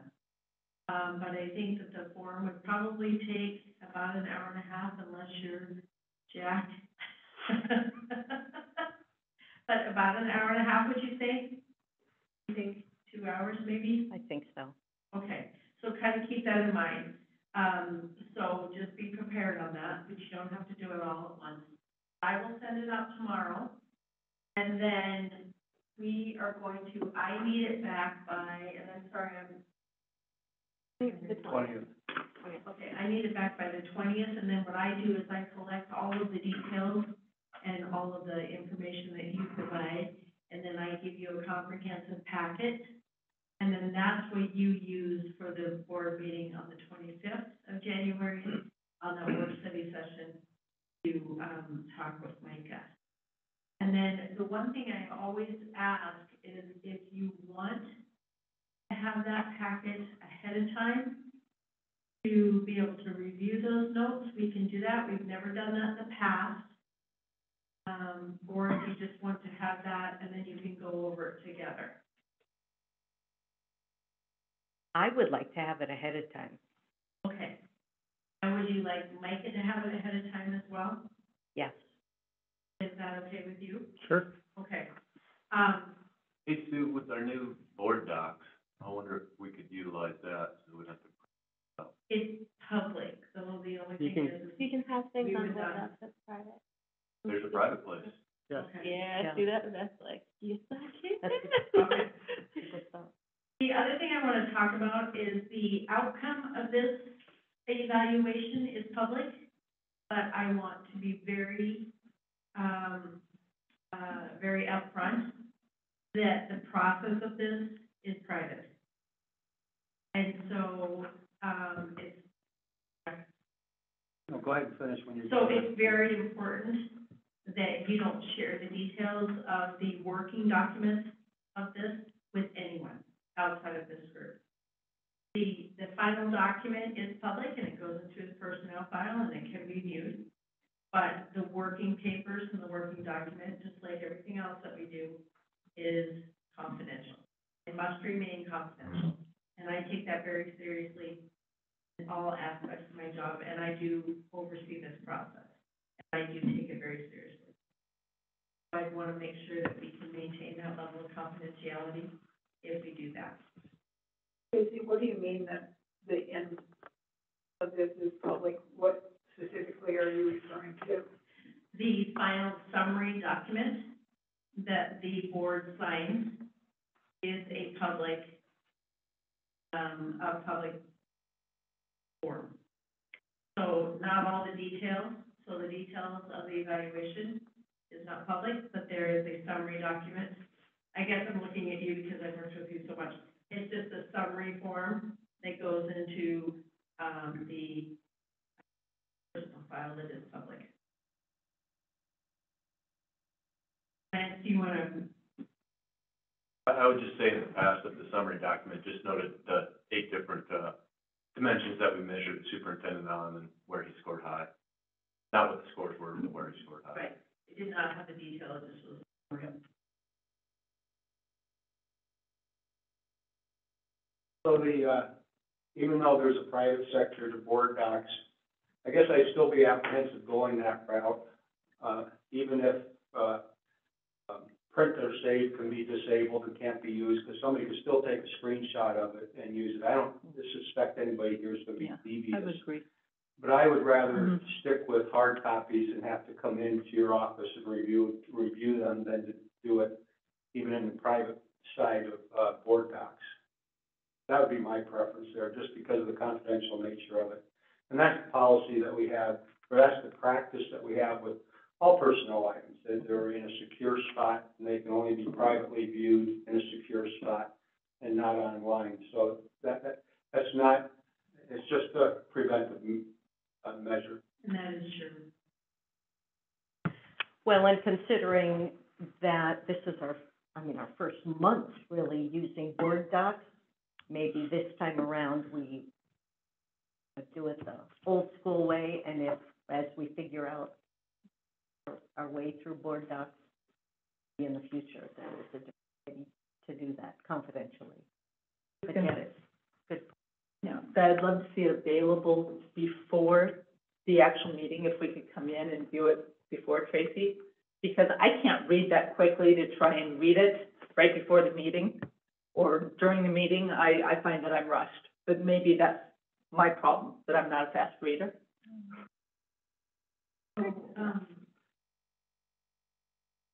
Could the 25th meeting be postponed until the first meeting in February to allow the additional time for people to come in and look? Because to summarize the evaluations and then make them available, those 5 days isn't necessarily enough.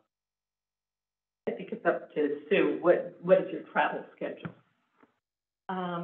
Yeah, no. I forgot about that. So, what I could do is, Sue, you and I can, talk tomorrow, but a couple of options that I'm thinking in my head is that we did not have a personnel committee meeting, scheduled for January, but what I could possibly do is schedule a personnel committee meeting that would just be time that I have set aside to where, you could come in and read, the document. I'll make sure it's easy for me to put it together after you have it, after the deadline, so I'd be happy to do that. So, like about the 23rd? Yes, I can make that work. So, but I can talk to you, Sue, tomorrow. Okay. And work with you on that. Okay, sounds good. And I'd be happy to do that, so then you would have that time. Maybe the 24th, it looks like the 23rd is. It's on a Sunday, if that's what Sue wants, but. Maybe the 24th. Okay, so we'll work on that. So. Great, thanks, Tracy. Thank you You know for that that's putting the that feedback that I've gotten in the past, is that you wanted to have some time to review it prior to. Thank you. Okay, next on the agenda, removal of interim district clerk Cornick. It sounds bad. With a smile. Smile. So, at the December special board meeting, we hired Lacey Porvecchio to be our new business clerk, which will also come with the duties of district clerk, which is something that is appointed by the board. And back in November, maybe it was October, I can't remember, Beth was appointed to be the interim clerk for all things related to the record keeping of the board. And so we have a motion or a recommended action to remove Elizabeth Cornick as the interim district clerk for Kalispell Public Schools. And what would be the effective date for Today. today? So, but Lacey isn't here till next, anything that Beth needs to do later on in the week? There's always stuff for Beth to do, yeah. Well, I didn't know if it should be effective with Lacey's hiring date. We could certainly put a date on it for effective, January 17th. Beth can actually go into board docs and amend that on the spot. I'll make the motion effective, January 17th. Okay, before you make your motion, Jack, this is an action item, so is there any public comment? Seeing none, go ahead, Jack. I move with the hiring of our new district clerk, Lacey Porvecchio, that Beth Cornick be removed as interim district clerk, so that Porvecchio may be appointed as district clerk effective January 17th. I'll second it. Thank you, Jack and Ursula. It's been moved and seconded. All in favor, please say aye. Aye. Aye. Any opposed? Rebecca, how do you vote? Aye. Thank you. It's been approved unanimously. Next up on the agenda is removal of interim district clerk Hill. And this one is effective immediately. Same explanation. I was appointed the interim clerk over the financial side of our district operations, and with Lacey coming on board, I'd like for her to take over that responsibility. Wait. I'll be quiet. This is an action item, so is there any public well, before we even get to that, any questions from the board? Is there any public comment? Seeing none. I'll ditto my motion. No, because the other one said 17th. You can't ditto it. It has to be immediately. No, the 17th for this one also. Mhm. I'll continue to serve. Will there be exit interviews? Okay, there's motion on the table. I'll second it again. Thank you, Ursula. Moved and seconded. All in favor, please say aye. Aye. Any opposed? How do you vote, Rebecca? Aye. Motion passed unanimously. Next on the list is change of dedicated signatures. Yeah, so with all things financial and business related to the district, there are signatures that we need to be able to remove from certain accounts and be able to add to certain accounts, and depending on the financial institution or the state or federal agencies, sometimes they require board action and would like to see it in the minutes that that person was approved, and tried to come up with a catch-all recommended action to approve Lacey Porvecchio as a signer on all business-related documents, including but not limited to bank accounts, contracts, payroll claims, warrants, legal, state and federal documents, OPI, audits, insurance agreements, and grants. What I missed, Jack? Effective. Effective the 17th. Any questions, comments? It is an action item, so any public comment? Seeing none, is there a motion? So moved. Thank you, Lance. Is there a second? Second. Thank you, Jack. It's been moved and seconded. All in favor, please say aye. Aye. Aye.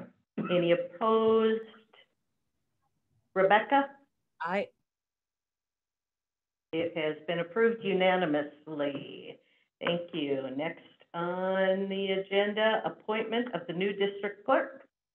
Yes, and so now that Beth and I have been removed, effective the 17th, we will need to appoint a new district clerk for Kalispell Public Schools. And we referenced Montana Code 20-3-325, which has all of the language that positions. So the recommended action is to approve Lacey Porvecchio as the business director / district clerk for Kalispell Public Schools, effective January 17th, 2022. questions, comments? Any public comment? Is there a motion? So made. Thank you, Jack. Is there a second? I'll second.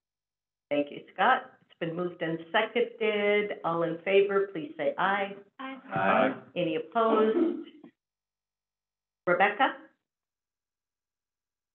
I, Thank you. It has been approved unanimously. I look forward to working with Lacey. Next on the agenda, Innovative Education Program tax credits. Yeah, so this is just an update. We had talked about this a couple of times in committee and then gave an update at the full board. The state of Montana set aside $1 million in tax credits in a program called the Innovative Education Program.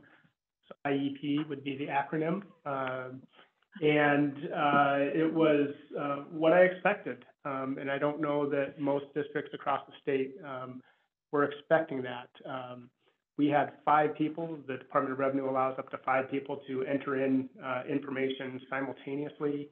We had 5 dedicated employees here on January 3rd on a non-work day, putting in the information as fast as we humanly could. We were able to get 4 of the 17 donations recorded for about $80,000, not about $80,000, but we left about $67,000 on the table in that program. And so have been asked for some feedback regarding that. Department of Revenue put out a survey, and I certainly expressed some concern with the fairness or the equity of it. Big Sky School District, tiny district in southwest Montana, garnered almost $700,000 of the available $1 million tax credit. And so it was. I mean, I was thankful that we had the opportunity and that we were able to get some of it, but talking to some of the other local superintendents who weren't, I'll just say, as savvy and prepared for it to go as fast as it would, I estimated it would take 15 minutes. And my second donation that I had entered and hit submit on was at 8:03 and 35 seconds, and it was all gone. So we're hoping to get some tweaks to how that program looks and works. I know next year the amount increases to $2 million, but I think with the experience that most districts had this year, it will be even more competitive, and I wouldn't be surprised if it was gone more quickly next year without some changes. And I am saying some of this because Representative Fuller is in the audience tonight, and so part of it is, an expression of gratitude. Our community wants to support public education and especially innovative education, and we want to be able to do that. And I think it's a great vehicle for doing that. It's just the process for how that works and the equity that exists or doesn't exist is the big challenge there. Like a question, do you think the other district did they have more people at a computer inputting to get more through? No. No, I mean, the limit was 5 people, and they had $697,000 was claimed. So my guess would be that they had some very large donations. So if it was three $200,000 donations, that was $600,000 of it. You don't know yet, though, how, will we at any point be able to know if it was 1 giant donation or 3 donations? Will we ever get feedback on that? It's capped at $200,000 per individual right. or corporation, but if it was a family and it was a husband and wife, they could each do $200,000. Okay. So that part I don't know, and it's confidential information, so I can't actually share with the board or the community who donated and how much. But in general terms, there's some of it that's public. Micah. So how much did we have lined up that we could have potentially Well, the total would have been 147,000. for us. Yep.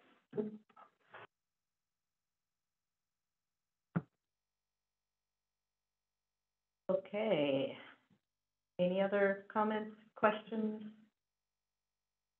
Thanks, Micah. Next on the agenda, CSCT update. And I have a wonderful PowerPoint for you tonight. Very nice title slide. Thanks, Callie. So I just wanted to talk a little bit about CSCT. It's been in the news a lot. It's something that our district has certainly wrestled with. And again, across the state, some pretty significant changes that are impacting CSCT services. So first of all, CSCT stands for Comprehensive School and Community Treatment. It is a long-standing program. We've had it in our district over 20 years. And it is a program that provides mental health support services to students in our schools. We have had upwards of 12 CSCT teams in our district. We're currently at about 9.5 because of some labor shortages that providers are experiencing. But in the last legislative session, the CSCT program and how it was being funded and the whole operations of it moved from DPHHS to the Office of Public Instruction. And so prior to 2021, school districts received federal Medicaid reimbursement for those CSCT services, and those federal dollars were matched with a soft match from the school district. So we would do this calculation every year where we said, okay, here's what it would cost to heat, provide electricity, computers, phones, and space for these services. And so we were able to do the kind of what we call the soft match, and then the funds we get reimbursed, and then we'd get invoiced from our provider, and then we would pay the provider what we were invoiced for. And then when the rule changed, the state provided bridge funding about $2.2 million, which we were grateful for. And that $2.2 million was basically used to provide a hard match for districts while we were getting the process figured out.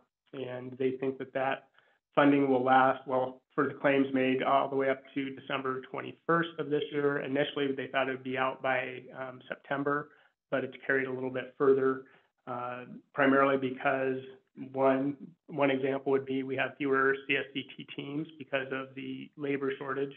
And then other school districts, when this process changed, said, we're just not going to do it anymore.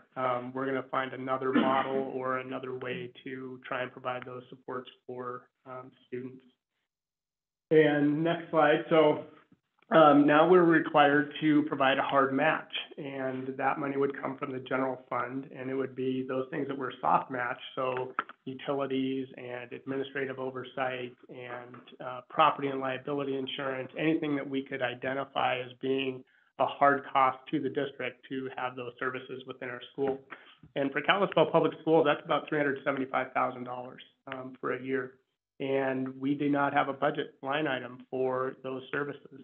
And in this process, one of the things that had to happen was what they call an IGT. It's an intergovernmental transfer of funds. And so in order for us to send our hard match to the Office of Public Instruction, who would then send it to DPHHS, who would then couple that hard match with federal Medicaid dollars to send back to the districts, we have to have an MOU that says, hey, we're all governmental agencies, and we agree that this is how the exchange and flow of money is going to work.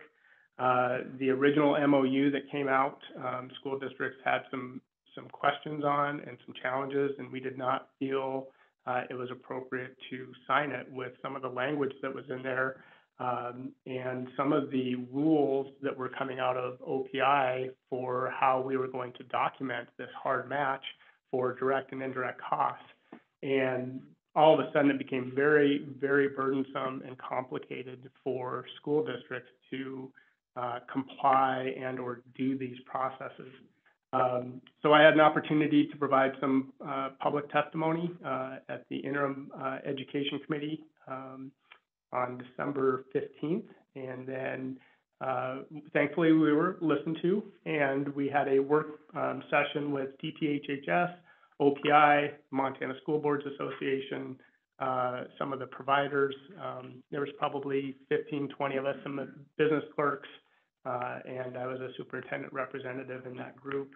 And we had some good conversations around that. And, you know, my opinion of that meeting was it was productive, but we still don't have a MOU to sign. The attorneys are still kind of hashing it out and want to provide us the best direction for how we could do that to move forward. But in order to pay the claims for January, we have to have that IGT MOU signed.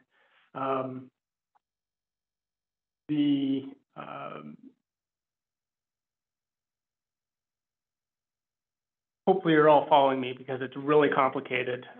A radio contacted me and asked for some comments, and I was trying to explain, and I said it's really complicated. He said, yeah, try and explain it on the radio.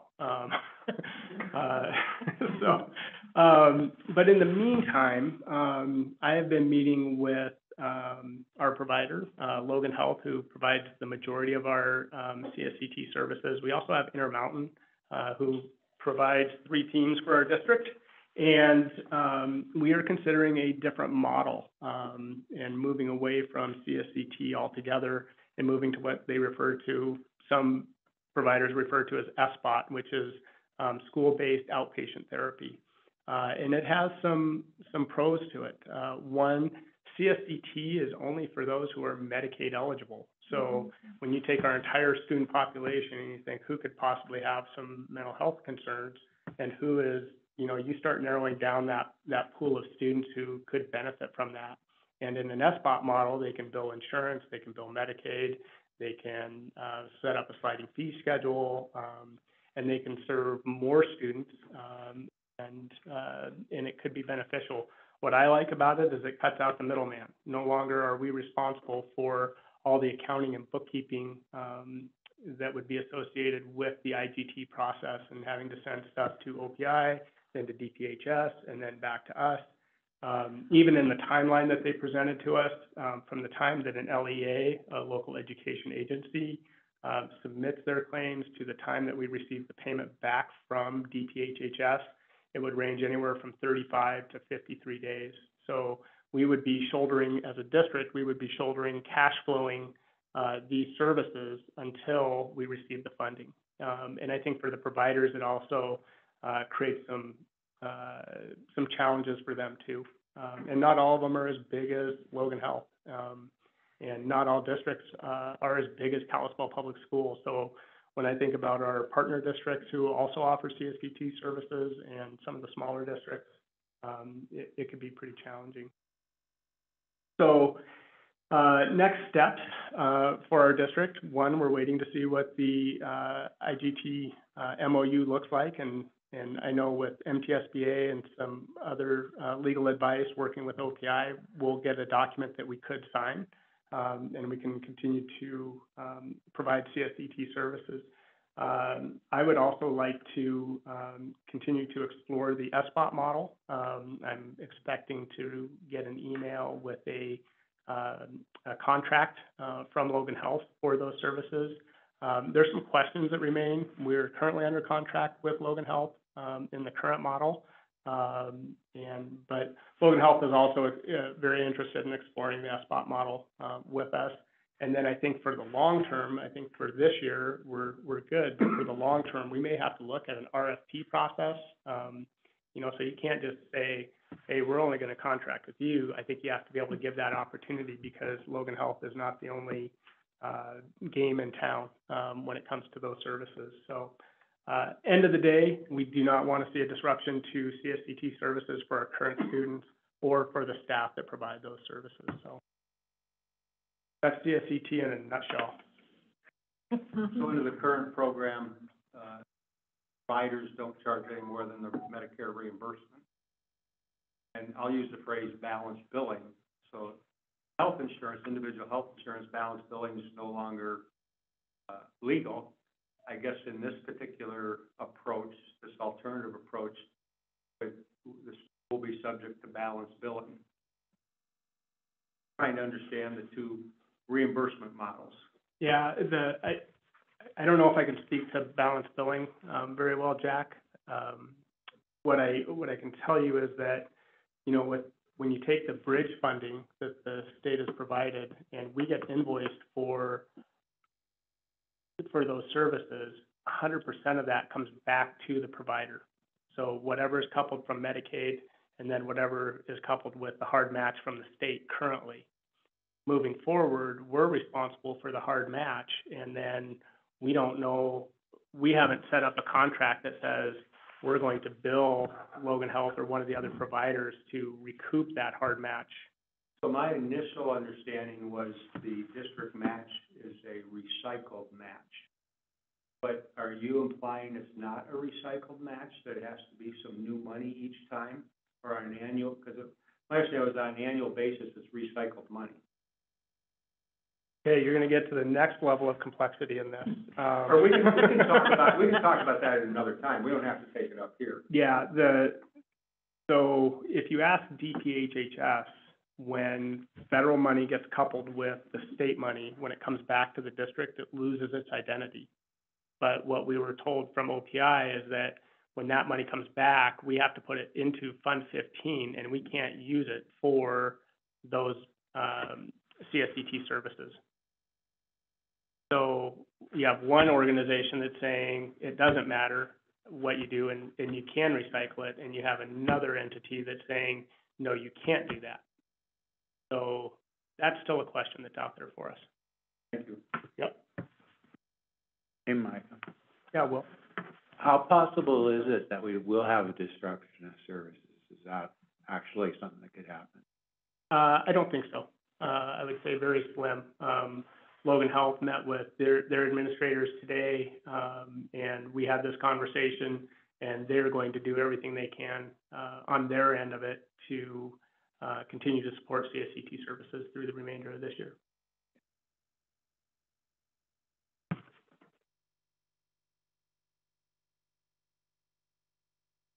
All I know is I am going to write a dictionary of all these acronyms. Oh my gosh. I could sell it and we could fund the program. I am glad to hear that, you know, you're going to research it further, because I think there's a lot of potential, and I think the more students we can serve with this program, the better off we're going to be. So I'm liking, you know, thinking outside of the box, or the SBOT, whatever you want to call it. Any other comments, questions about CSCT? This is just an information item. I had one, Sue. Oh, yeah. Go ahead, Rebecca. I guess I was wondering if it's an either-or situation. I understand about, thank you, first of all, thank you for making a very complex situation understandable. Good job. And is the move to the SBOT model a exclusive possibility, or do we have the possibility of continuing with the CSCT for those who are on Medicaid or like their Medicaid or know how to use it well, and also doing the SBOT supplementally? Are we leaving money on the table essentially by choosing one over the other? I would say we're not leaving money on the table, and I think from a practical standpoint, I would say that school districts are not in a position to profit from CSCT services. That was never an intention of ours. We currently have Intermountain, which provides CSCT services through the SBOT model. They have 3 teams. So are they exclusive? No. But when you look at our providers, I don't know that Logan Health is going to want to be in both camps if they see the benefit of being able to provide more services for more students in the SBOT model. I'm sorry, money on the table is an inappropriate use. I meant, I guess, services for our students. You know, would we be able to increase services if we were able to do both?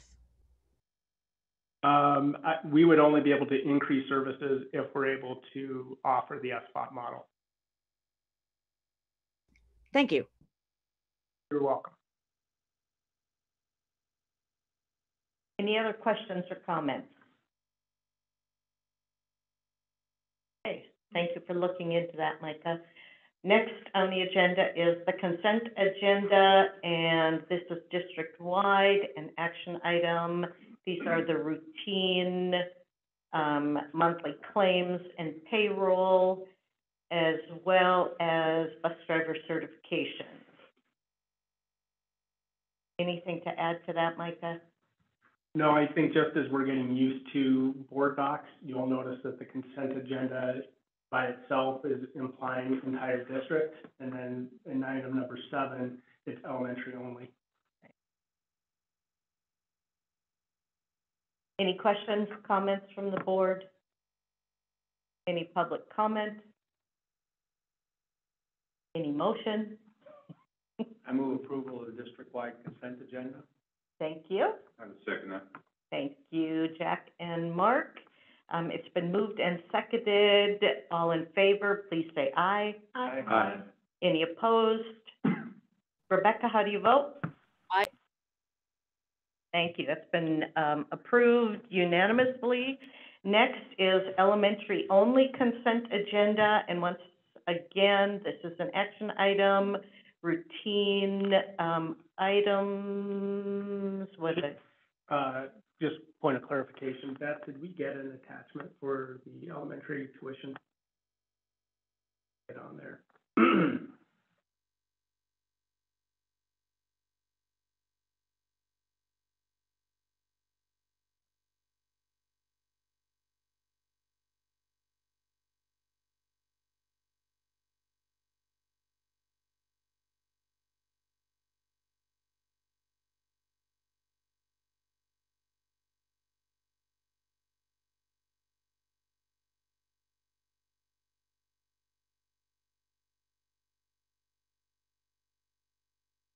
I always love learning new things, like learning how to work the board docs. Me a little while to find my way around.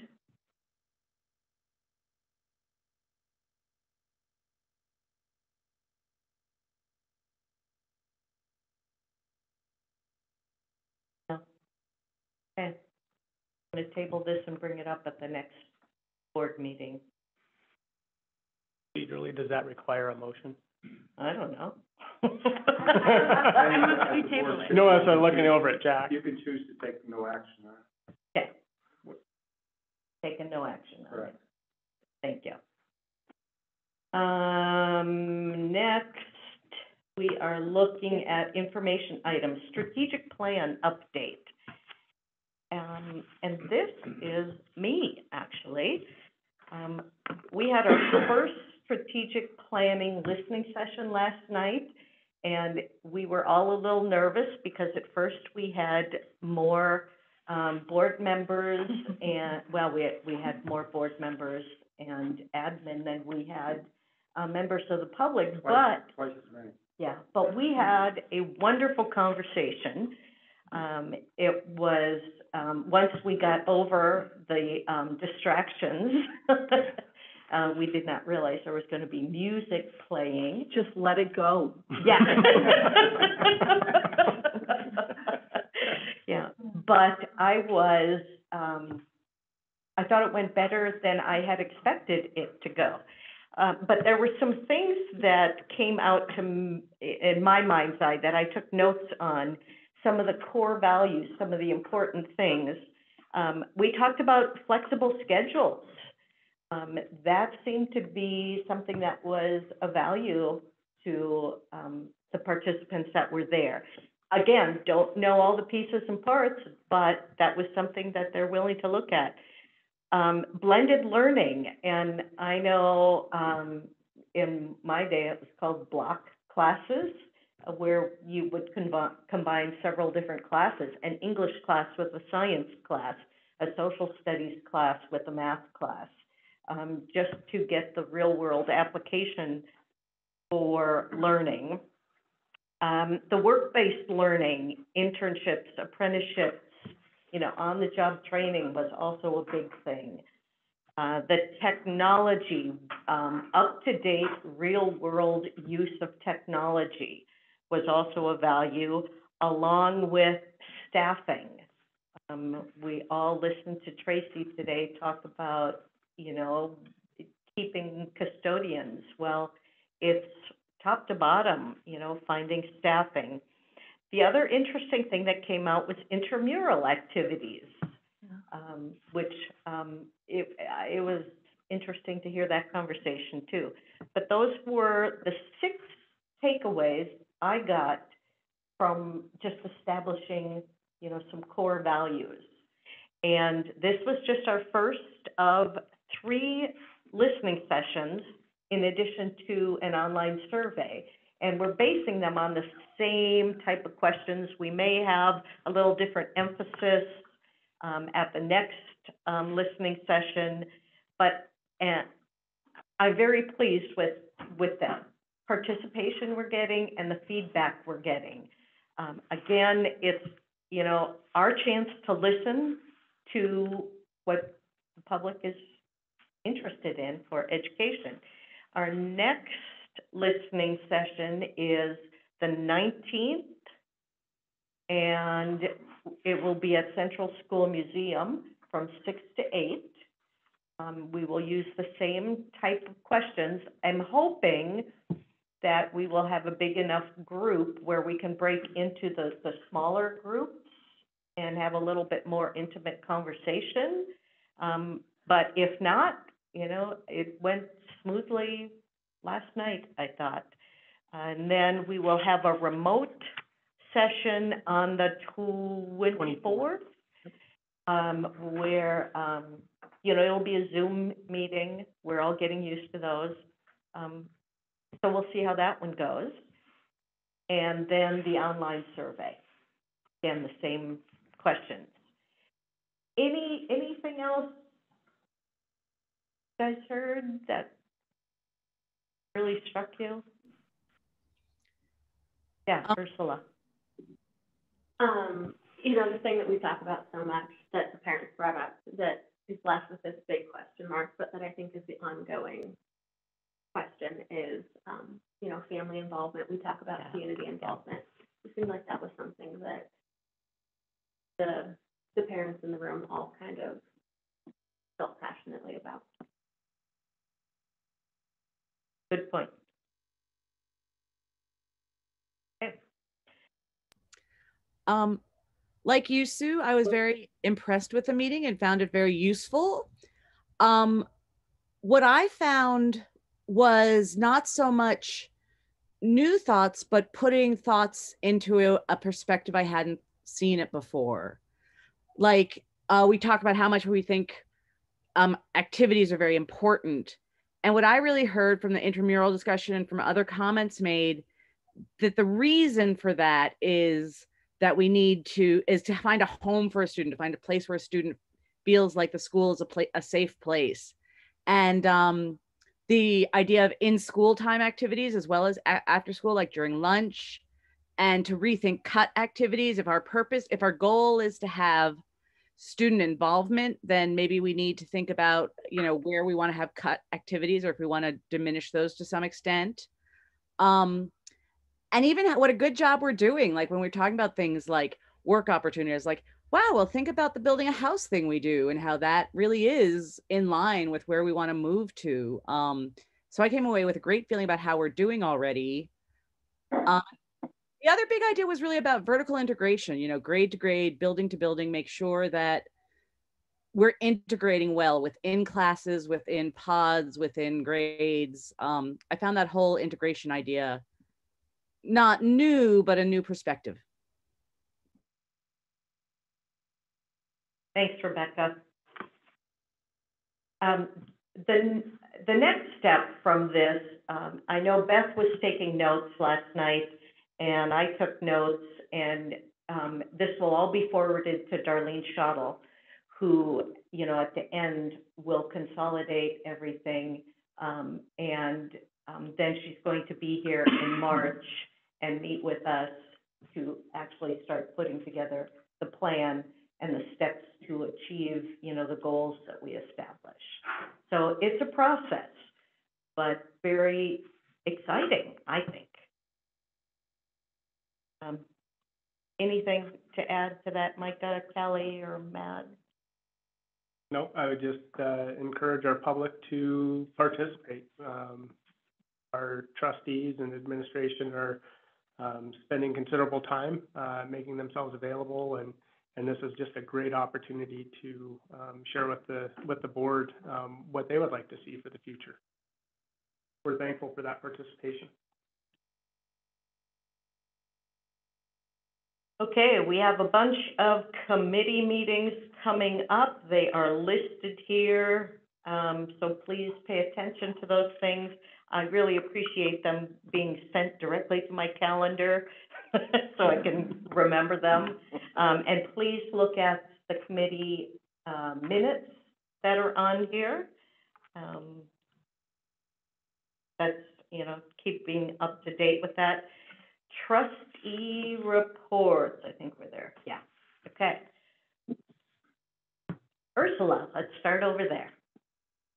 I don't have anything to report. Scott. I don't have anything. Mark. I'll echo what you two say. Diane. For the public who didn't understand my let it go comment, the middle school is putting on the performance Frozen.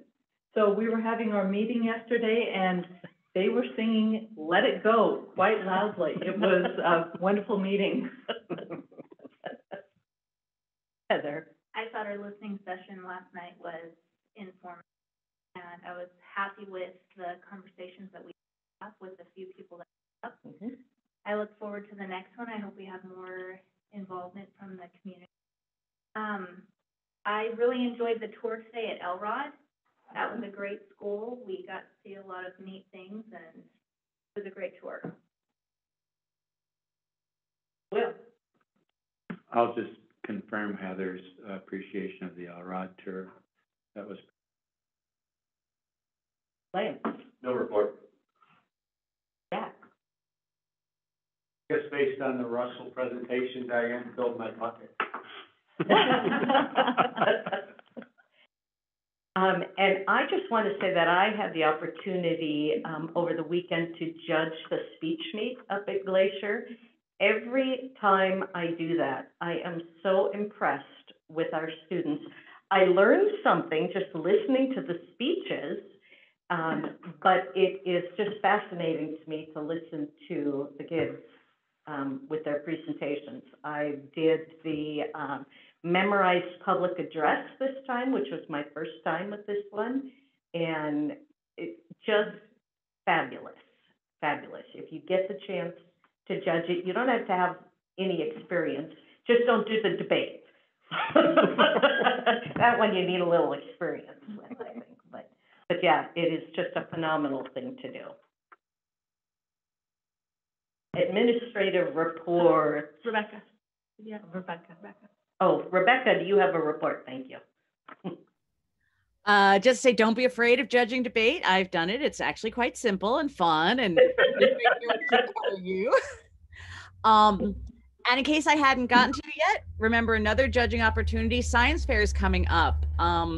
It's really, as you mentioned, it's really wonderful to see the students present their work, and we have school fairs and county fair and even regional and state fairs if you want to go to that level. So I hope you guys at least get to listen to some presentations, and hopefully you want to judge and watch our kids go. Thank you for that reminder. Okay, let's start at the far end. Matt, do you have a report for us? Yeah, I got a couple of things. First off, on January 3rd, we were busy trying to get some of the innovative funds, but we also submitted our transformational learning grant application. Micah, Kelly, and I collaborated on that grant, and then we submitted it that morning. That's a big one for us. We've been working with the principals. We're planning on doing an activity on Monday, but due to COVID, we're gonna table that for now with the staff. But it's exciting to talk about transformational learning. learning and celebrating what we do well and thinking of what we can do even better. And then we have this grant sitting out there that potentially could be $6 million for our district over the course of 4 years with some matching funds. But unfortunately, it is a grant and it is on a lottery system. That lottery took place today in Helena at 10 o'clock. I haven't heard any results from it, but they know that I'm anxiously awaiting. So I'm sure that they will let me know when they post them. And I was joking with Micah that it's unfortunate that the funding mechanism for some of these innovative and transformational learning projects is reduced to horse races and lottery systems. Hopefully, the legislature can see the energy that schools have towards making these changes in our school systems, and we can get in on some equitable disbursement that supports the merit of ideas versus the quickest keystrokes and ping pong balls with your number on it. But we're excited about it, and we'll give you updates as that comes along. Indian Ed, we've moved forward with a PD plan. We're going to do some stuff in January, February, and March, and that's fulfilling some of those requirements and just opportunities that we received from the OPI grant. Pretty excited about that. And build some cultural relationships. Have some really good presenters coming in March. And then later in January, I'll be traveling to Bozeman with the elementary principals to participate in the Elementary Principals Conference. It's an 80s theme. I'm not dressing up, but if you then want. So I'm excited about that. There's some really good presenters. The main topics are culture and climate, emotional resilience, and assessment. And those topics play really nicely with what we're looking at big picture with the transformational conversation. And then the last note I have is one of the grants, I think it was the Workforce Development Grant we had applied for. We have a section of money carved out for facilitating listening sessions to complement the listening sessions that the board is doing. And so what we're going to do is we're going to target parents specifically in probably 2 schools at a time. And then we'll get some more intimate feedback based on their experiences at those 2 schools. But it'll look very similar to how to organize that conversation, depending on the crowd size, probably break up into small groups and some small activities. And we're going to start talking about those dates. We're looking at February, March. So when we get those dates out there, I know that you guys have already participated in the listening sessions, so hopefully you have a tolerance for a few more of those. Thank you. Thank you, Matt. Callie? As Matt was speaking about the workforce grant, part of that grant gives us the ability to hire a work-based learning director. That position has been posted open, and I took a peek today to see what the status of the applications are, and it's going to, looks like it's going to turn into quite a competitive position. So we're very pleased about that. And that position is going to be part of the initiative to get outside of seat time, get outside of aggregate hour time, kind of the old model, and really look towards the future on a different way of doing school in the district, which relates to work-based learning, partnerships, internships, apprenticeships, that whole piece. So we're very excited about that. Our timeline, we expect to interview the candidates that make it out of the screening on Monday, February 14th. The start date of that position will depend on who we offer the position to and when they're able to actually start. For example, I do know that there's some candidates that are currently under contract in districts, including this one, and so we need to make sure that we don't put people in a position to break contracts from other school districts. So we'll play it by ear. We're prepared to start the next day, and we're also prepared to start in the summer or in the fall. So we have contingency plans. We're very excited about that initiative, the practice piece. As you've seen in some of my Monday morning updates, the district calendar committee work is starting. The district team of 16 staff members and administrators are meeting on Thursday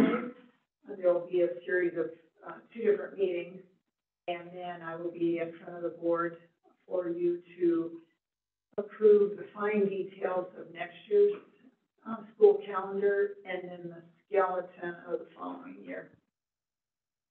So I'll be in front of you on February 8th with that. We also have a district stipend committee work that I presented in front of the school finance committee on Friday to give them a briefing on the new look of that, the 3 additional pieces of the process that we've added to just do a little bit better job with that work. And I won't be in front of the board until April 12th, with those type of recommendations. So we have a ways on that. The other piece has to do with an update on the curriculum work, and the high schools are right in the middle of getting things organized for their registrations for next year. And even though it is January, and it's like, whoa, that's way ahead of time, it actually isn't.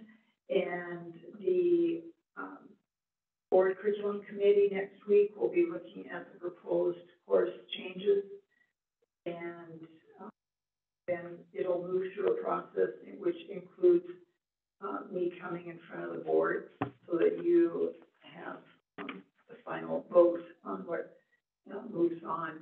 Once that happens, then those administrators will take those changes that you approve, and then they will put those in what's referred to as a course registration handbook.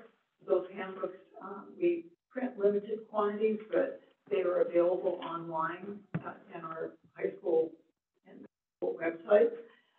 You can currently get online right now and see the registration handbooks. The neat thing about the way we in this district write our handbooks, is very specific details. So you'll have, if you ever wonder about courses, it's course title, how long the course is, how much credit you get, what the prerequisites for the course are.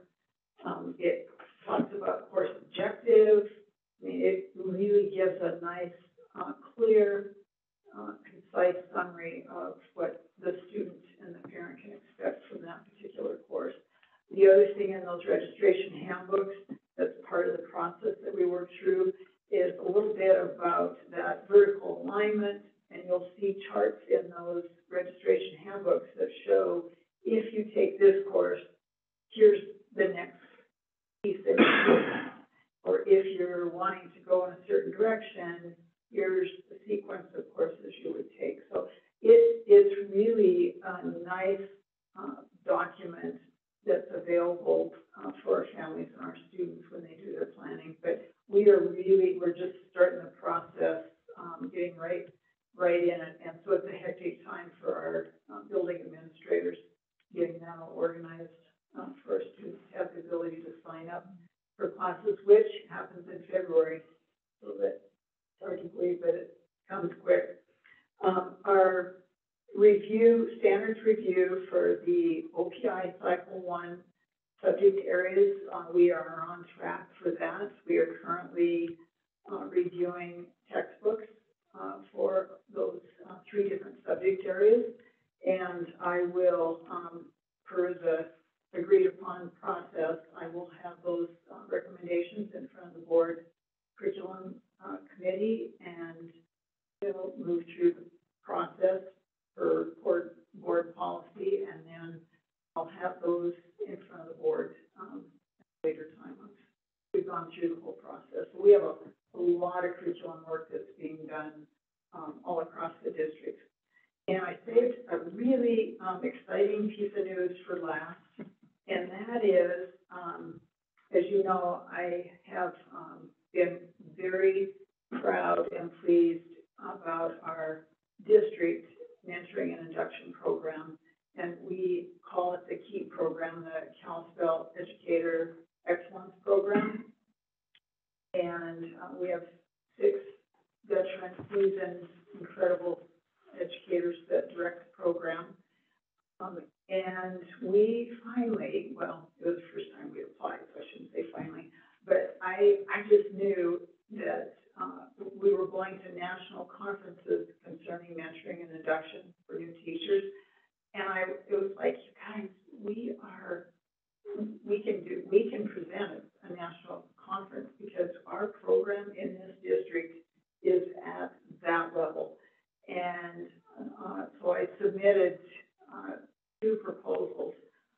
one proposal is for us to present, what our program is for our first-year teachers, and the second proposal was what our program is like for our second-year teachers, so year one and year two. And I titled our section on the proposals that I sent in Mountains, Moose, and Mentoring 1, and Mountains, Moose, and Mentoring 2. And lo and behold, we are accepted, so we are going to send our 6 directors back to Illinois, to a university, to present our program in this district at a national conference. So I am just beyond excited. It also is good validation. They've really worked hard, and they built a program from the ground up. And so I'm very excited, very proud of what we've done in the district with that program. So, Mountains, Moose, and Mentoring. Thank you. Thank you. And then you're also invited to the mid-year marathon merriment next tomorrow, actually. And that is at the middle of the year. We bring together our first and second year teachers with their mentors. We serve them dinner, and then we have a special 1-hour presentation, entertainment, with pure joy from Eliza Thomas. And you are invited. You received an invitation from, I believe, Anthony Lasky a while ago, and we would love to see you there. It is truly a celebration of what's best about this school district. So, mid-year merriment. So, thank you, Sue. Thank you, Kelly. Micah? That was hard to follow, so I have no additional reports because I get to talk about other things here coming up.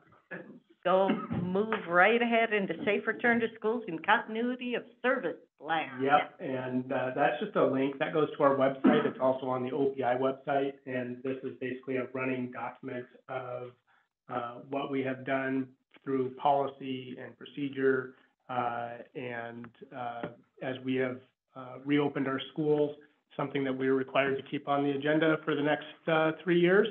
And the only update that I would give you at this point is we, right before the holiday break, we received an email from OPI with our federal data collection that's required as a result of receiving federal funds. It's a 25-page empty document on the elementary side and a 25-page high school document on the high school side, and we will be filling that in, and I'm sure it will grow. They did give us a January 31st deadline to complete, but in talking with Deputy Superintendent Cheryl Allen, it sounds like we're going to be given an extension on that through, I think, to March 18th. We haven't received official confirmation on that yet, but we're thankful for the extension. It is going to be a lot of work, but it will be good when it's all said and done. And we're okay with the accountability. It's a lot of parts. So that's my update on the safe return to schools and continuity of service plan. Okay.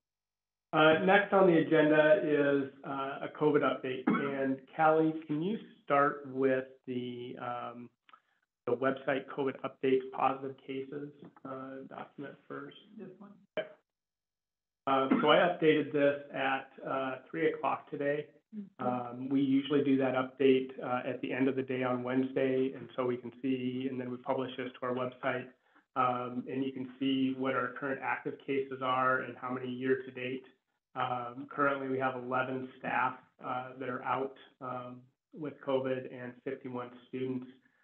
We are seeing some pretty significant increases in that. I think the Omicron variant is ripping its way through Flathead County, and we have some additional data to show that. But I just wanted to give you that kind of a big picture look for what we're experiencing in the district right now. The next document that you can pull up, Callie, is the quarantine document, and we sent out information, CDC in Flathead, CDC in Flathead County updated their isolation and quarantine protocols. It used to be if you were a positive COVID case, you were isolated for 10 days from symptom onset or positive test. That has been reduced to 5 days. And likewise with the quarantines, and it is advised that you quarantine. It is not being required at this point. Vaccinations are available to everyone ages 5 and up. So we're continuing to make sure that we're messaging that correctly. The next slide thing I want to show you is the weekly ADA, which is our average daily attendance. And it looks really small there, but Kelly, if you could scroll to the right, you can see at the bottom what those average percentages are. And right before holiday break, we saw some pretty significant decreases in attendance, and we attribute that. We had the TikTok threat that was out there, and we ended up being like at 56% that day that threat was supposed to happen. So I think those things cause a lot of concern and cause a lot of disruption for school when almost half your school population is out at the high school level. But you know, attendance-wise, we continue to hold pretty steadily. This is up through January 6th. And then Kyra is the one that runs this report for me, and she'll update it here tomorrow, and we'll see kind of where we're at. But we know what we're experiencing, and I would say as a school, especially a high school, you're hoping to be in that kind of 95% average daily attendance.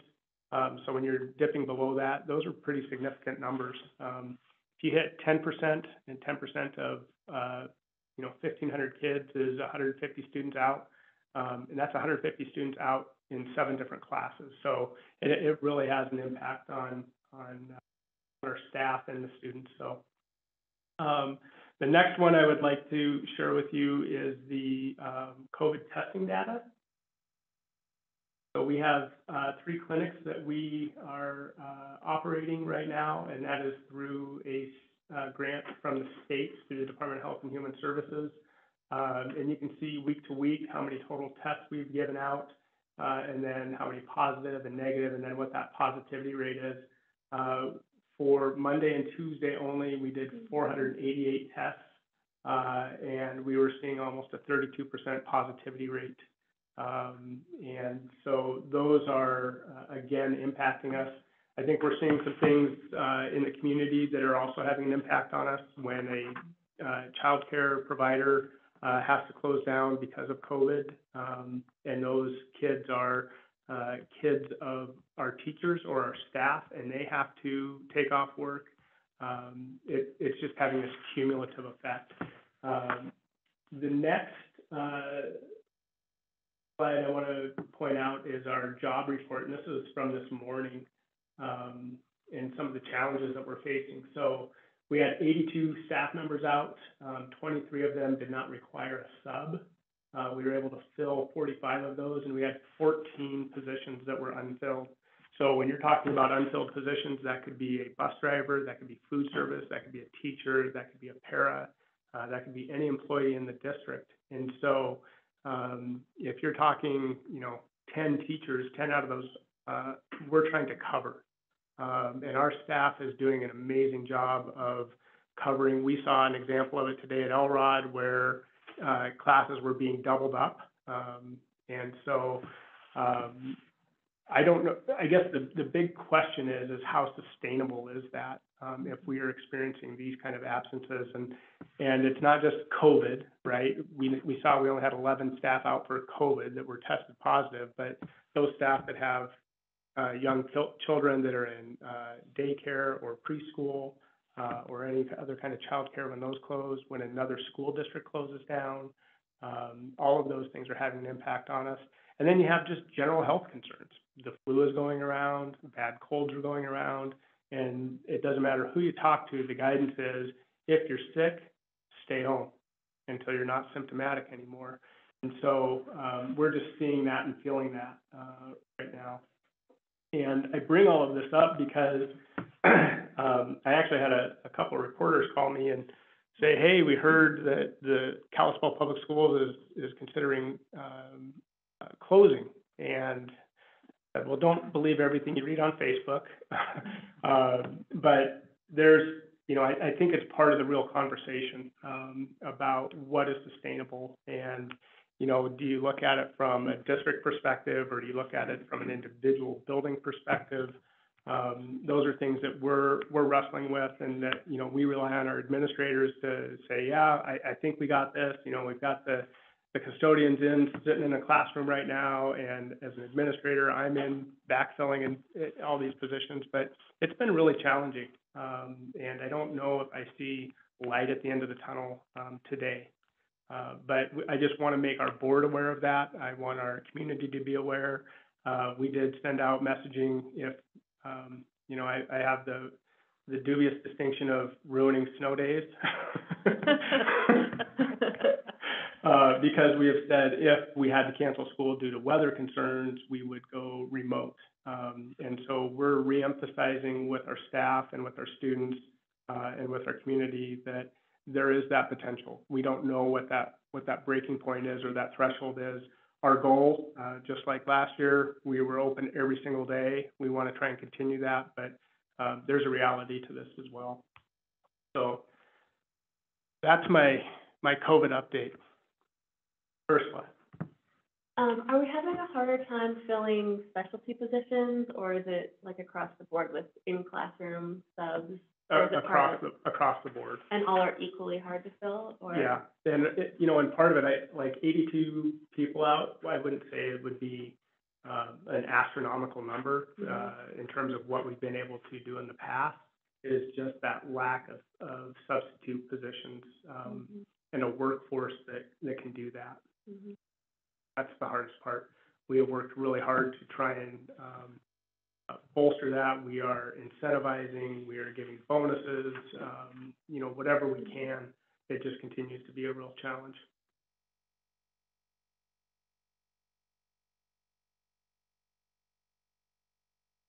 You're welcome. Any other comments?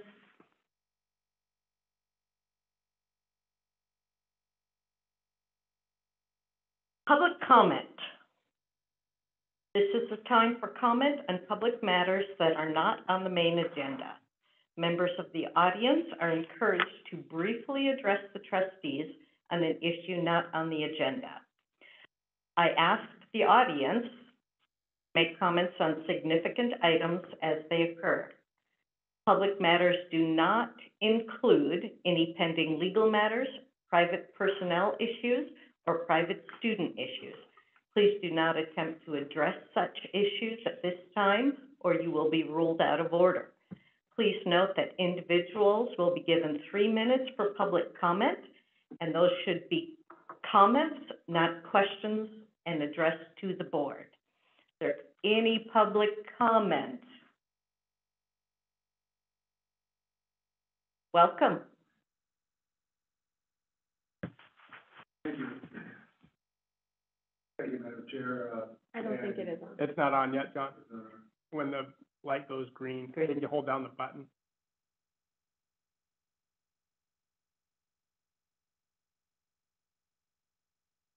There it's green. Now is it green? Yeah. Yep. Okay.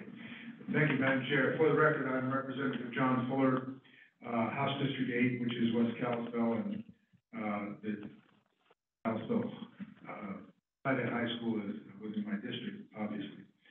I have a couple of items I would like to put on the record for public comment. First, just a quick levity comment. Your attendance issues. Remember, Super Bowl Monday's coming pretty soon. Couple things. My constituents have approached me and wanted me to make some suggestions to the board in their comments to the board that I think would help them understand what is going on. And goodness knows I wouldn't want to provide more work for the teachers, but since I used to be one. But a couple of things. One is, I think it would be very productive if all of the curriculums and the syllabuses of the various classes be put online for parents to read, as well as links to textbooks. Every textbook being published today has links to the publisher where the entire textbook is online so that people and parents and the community can review them as they see fit. I think when the parents get to know what is actually going on, then they are reassured of the good job that our staff and the district is doing. Okay, so I would like to see even more transparency, if you will, in that respect. Curriculums, syllabuses, links to the textbooks, I think are all easy things to do and would be satisfying to the public at large. The second item is an issue I want to express the disappointment of.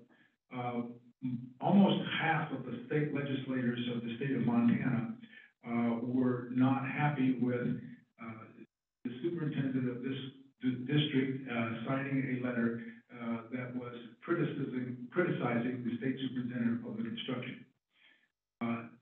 I was assured by the chair that the board knew of the letter, but it is not what the letter said, but it is the way in which it was said that entered this district into the political arena, which it does not need to do. I have spoken privately with the superintendent, and he and I are in agreement. I will do everything I can in my capacity as a member of the Appropriations Subcommittee on Education to assist in issues, and I have contacts with OPI, and I am assured that we can go together, work forward to do what is necessary for OPI to assist District 5 in what it needs to be done if there are shortcomings or problems, and I am at your disposal for that. So, the legislature was not pleased with that jumping into that political fray, particularly in the language used. And if I had used such language with some of my students, it would have been appropriate for the superintendent to probably fire me in that respect. So, the board needs to, if you haven't read the letter, you need to read the letter. And I stand for questions if you have any.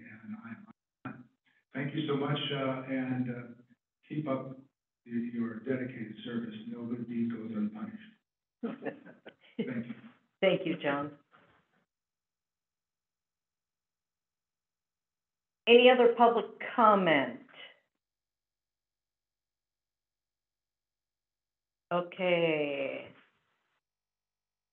Will we adjourn? No. We We have have to next- move into Oh, that's right. closed executive session. Yeah.